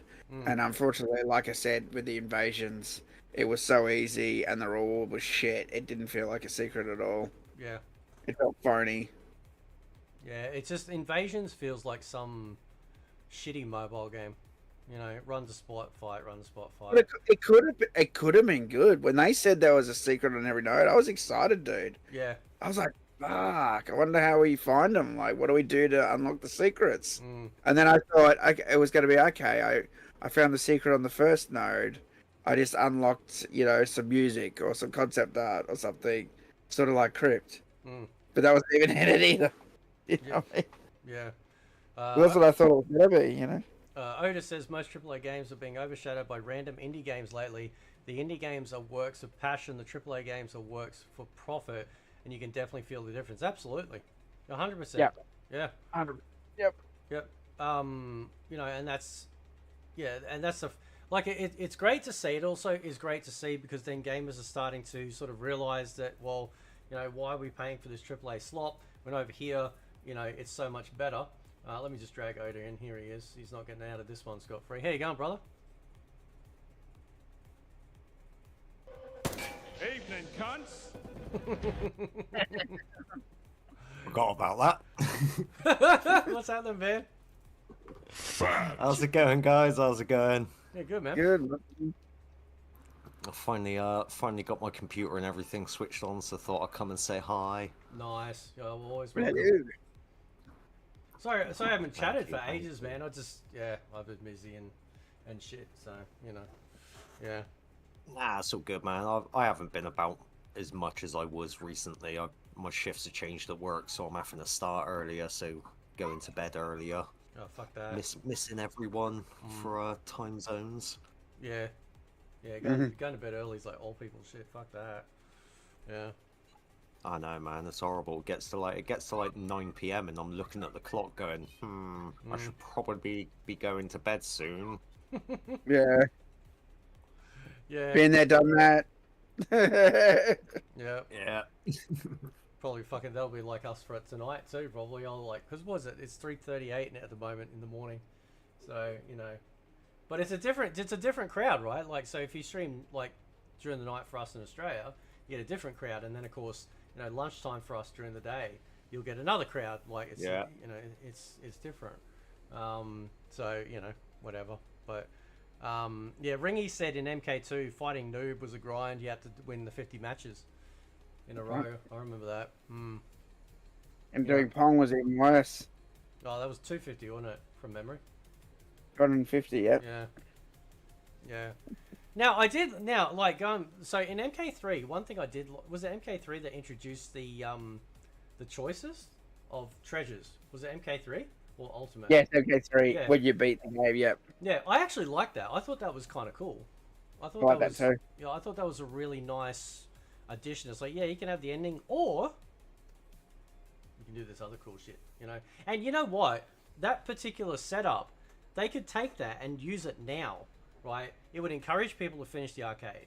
And then each single one be like, right, okay, you can have endurance match against 10 people, and at the end of it, you'll unlock this cool skin, right? So you have a cool reward for each single one, you know? so that way people can and you could even tie it in with your character. So rather than having the level up experience, you know, you every time you finish the tower, you know, and you know, and say one of the things is always a costume or a skin color or something, or like a or whatever, you know. So then you would, you know, you finish the tower on Scorpion and choose that one every time and get all the outfits and then all the skin colors, and then over here you get the ending, and over here you get, you know, maybe the announcer voice or something like that. I don't know.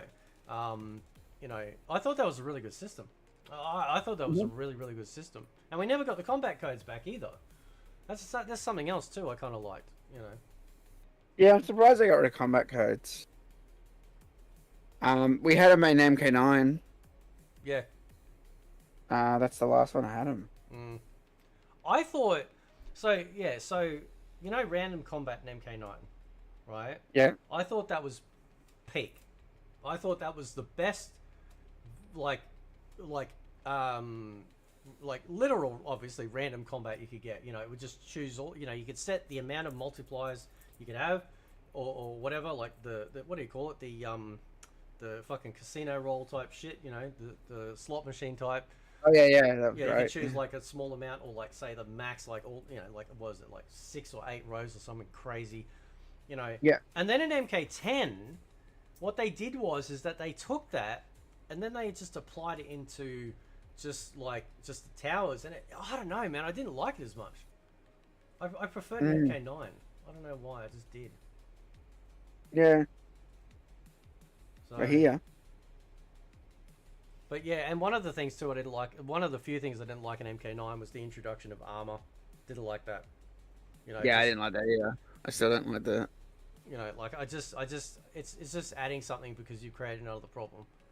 It's like, oh, well, but we need to be able to counter it. It's like, yeah, but you know, why don't you go back an extra step and fix that issue instead of just constantly band-aiding stuff on?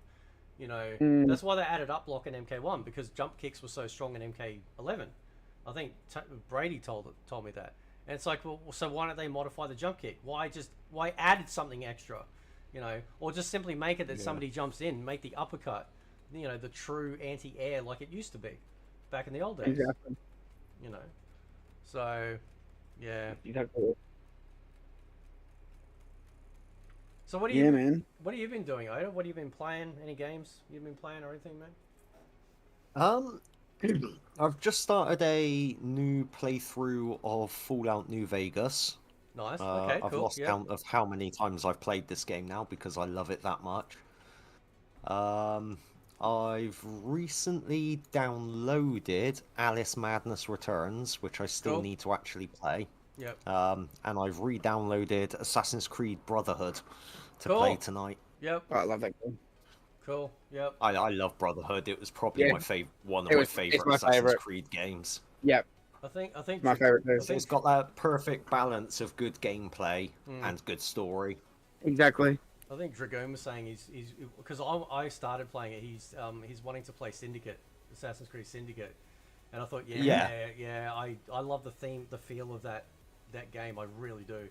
You know, that's some because Syndicate. Unless I'm, is it Syndicate? Is that the one?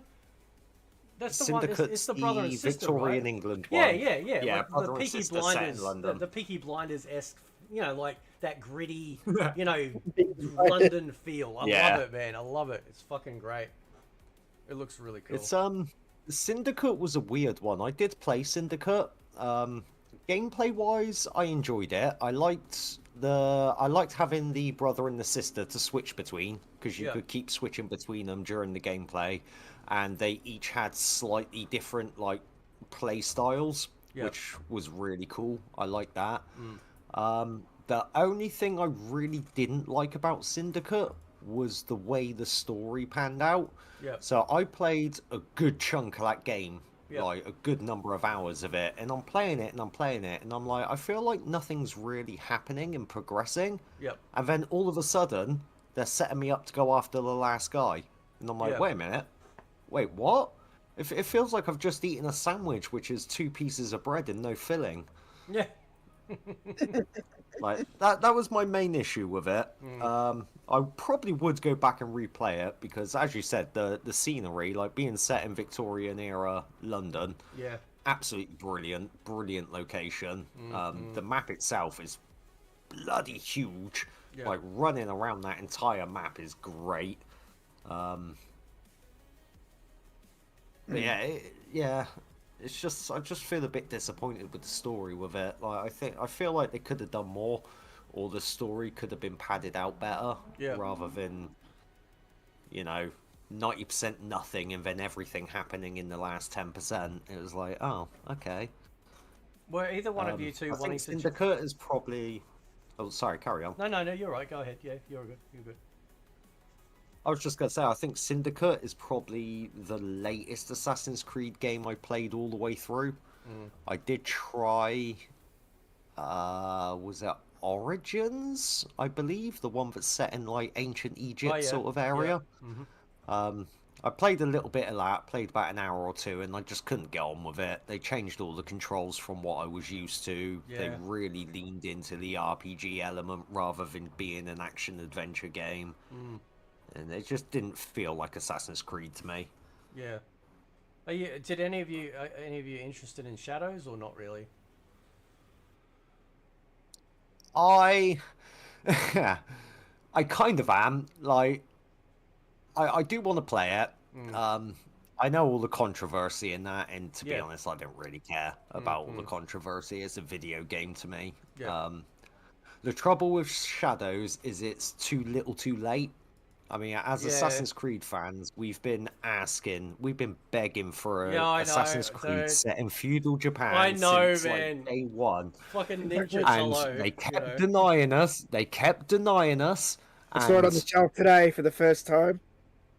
Well, this is the thing. Like, Ghost of Tsushima came out, and like I was a proper Assassin's Creed fanboy. Like, I've got a couple of posters. I even went to the midnight bloody release of Assassin's Creed Black Flag. Oh, like cool, down to yeah. my local game store at midnight and got the special edition box with the statue and the soundtrack and the art book and everything. I think I did too, man, because I'm pretty sure that was one of the few midnight launches I went to as well. It was fucking great, dude. That statue was just perfect. Oh mate, Just it absolutely was a perfect. great midnight launch.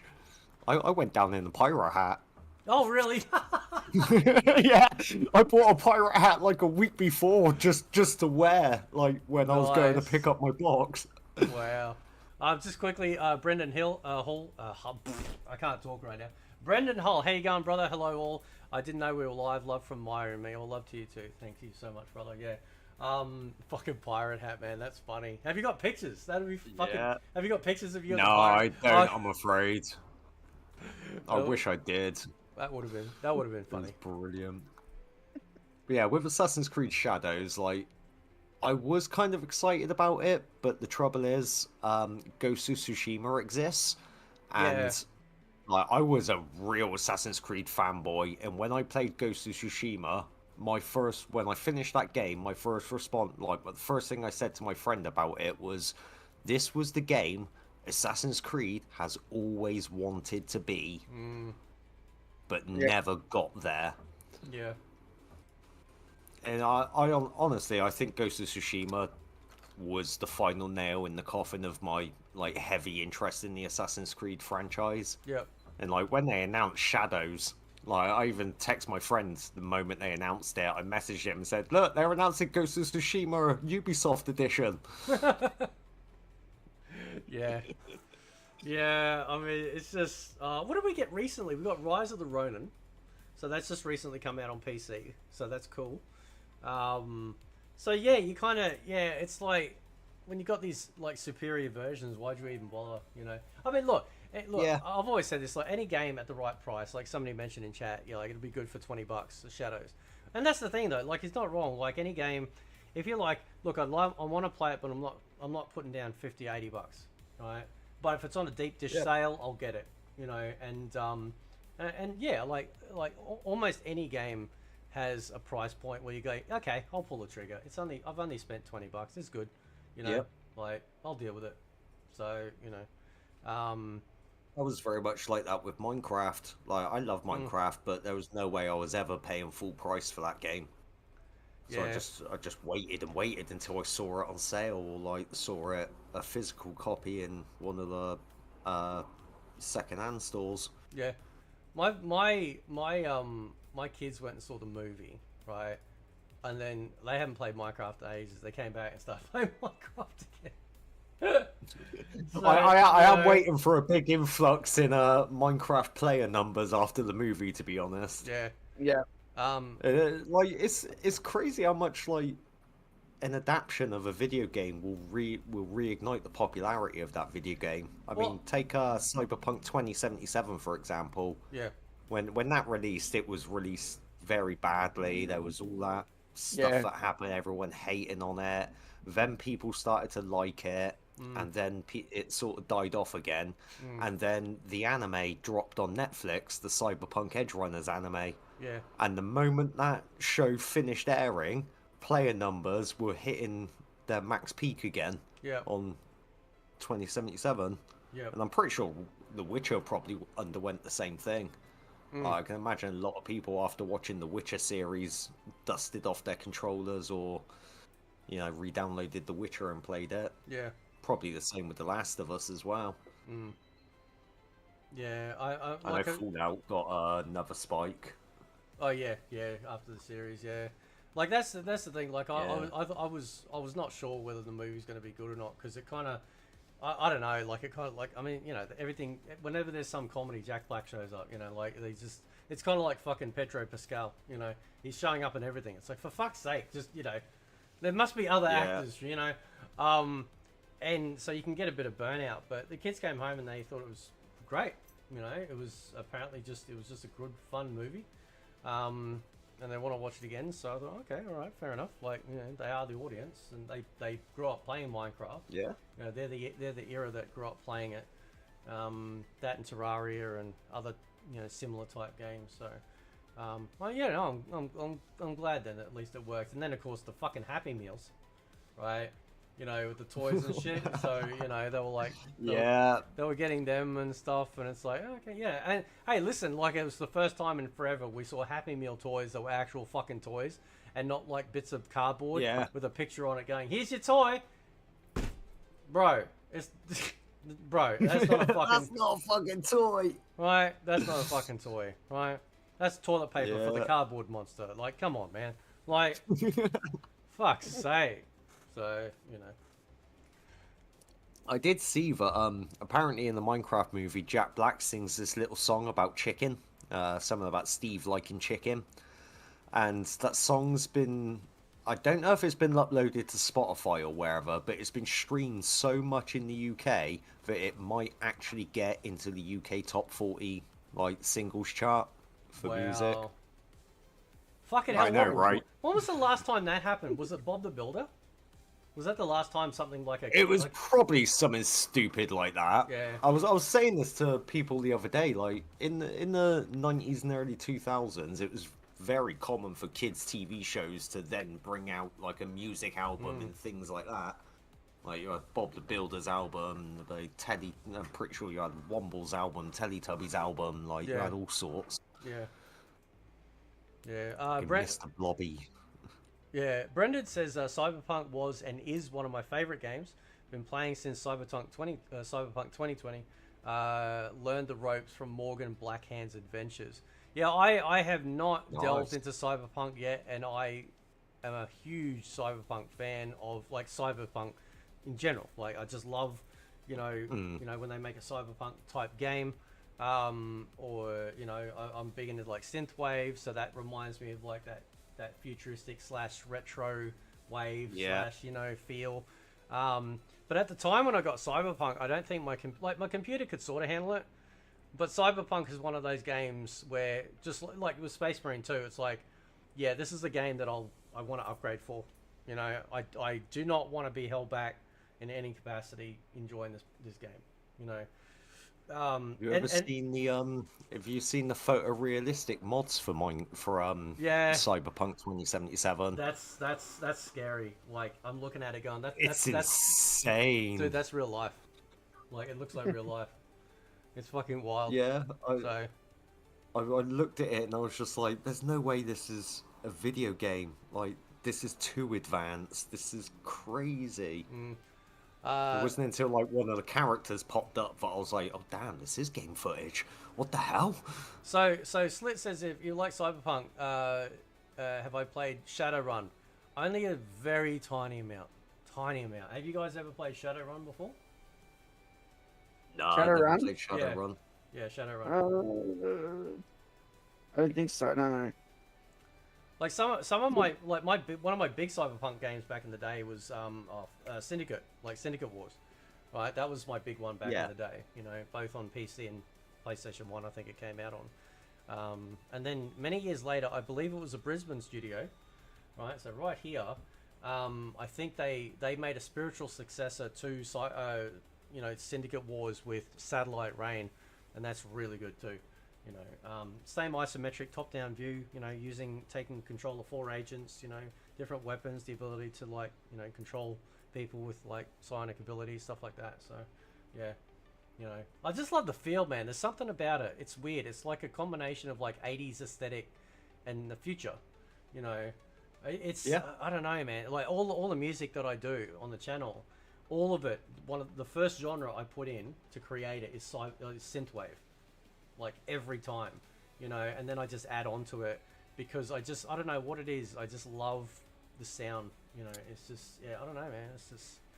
It's cool, you know. It's my jam. So Like I said, it's that perfect blend of futuristic meets retro. yeah, Like it is a perfect blend of it. It's almost like Back to the Future meets the Jetsons. yeah.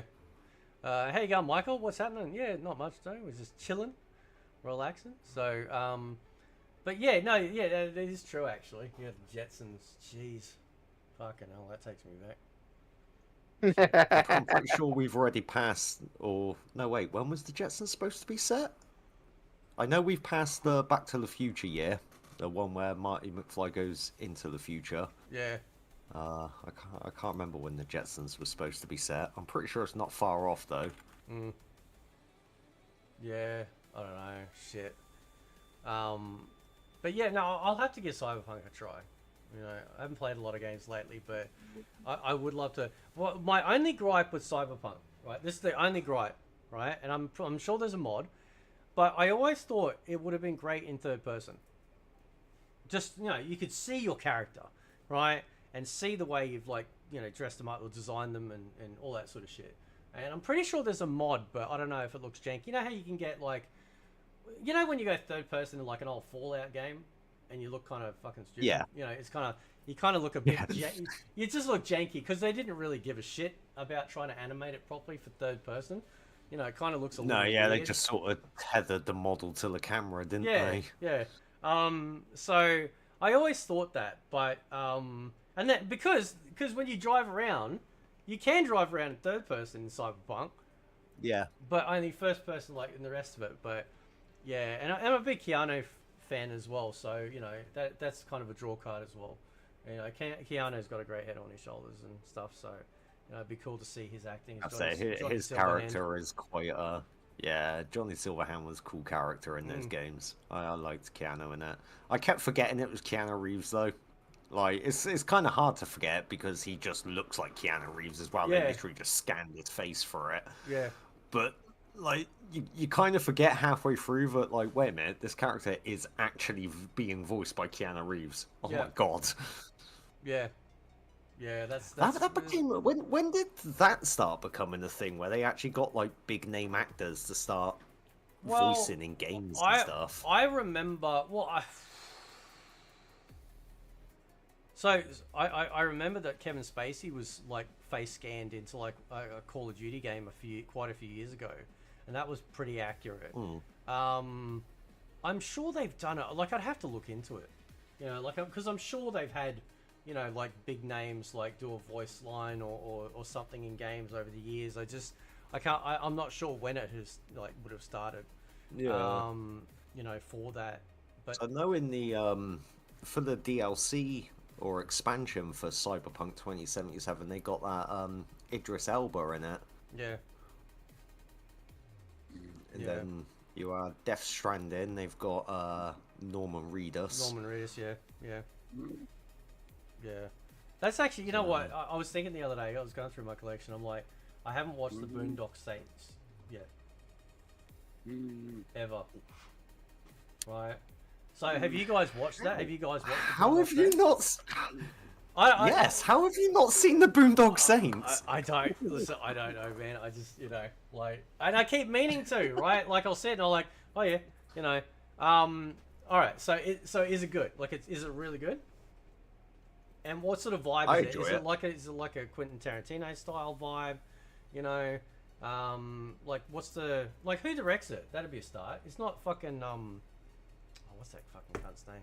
What's that famous British director you guys like?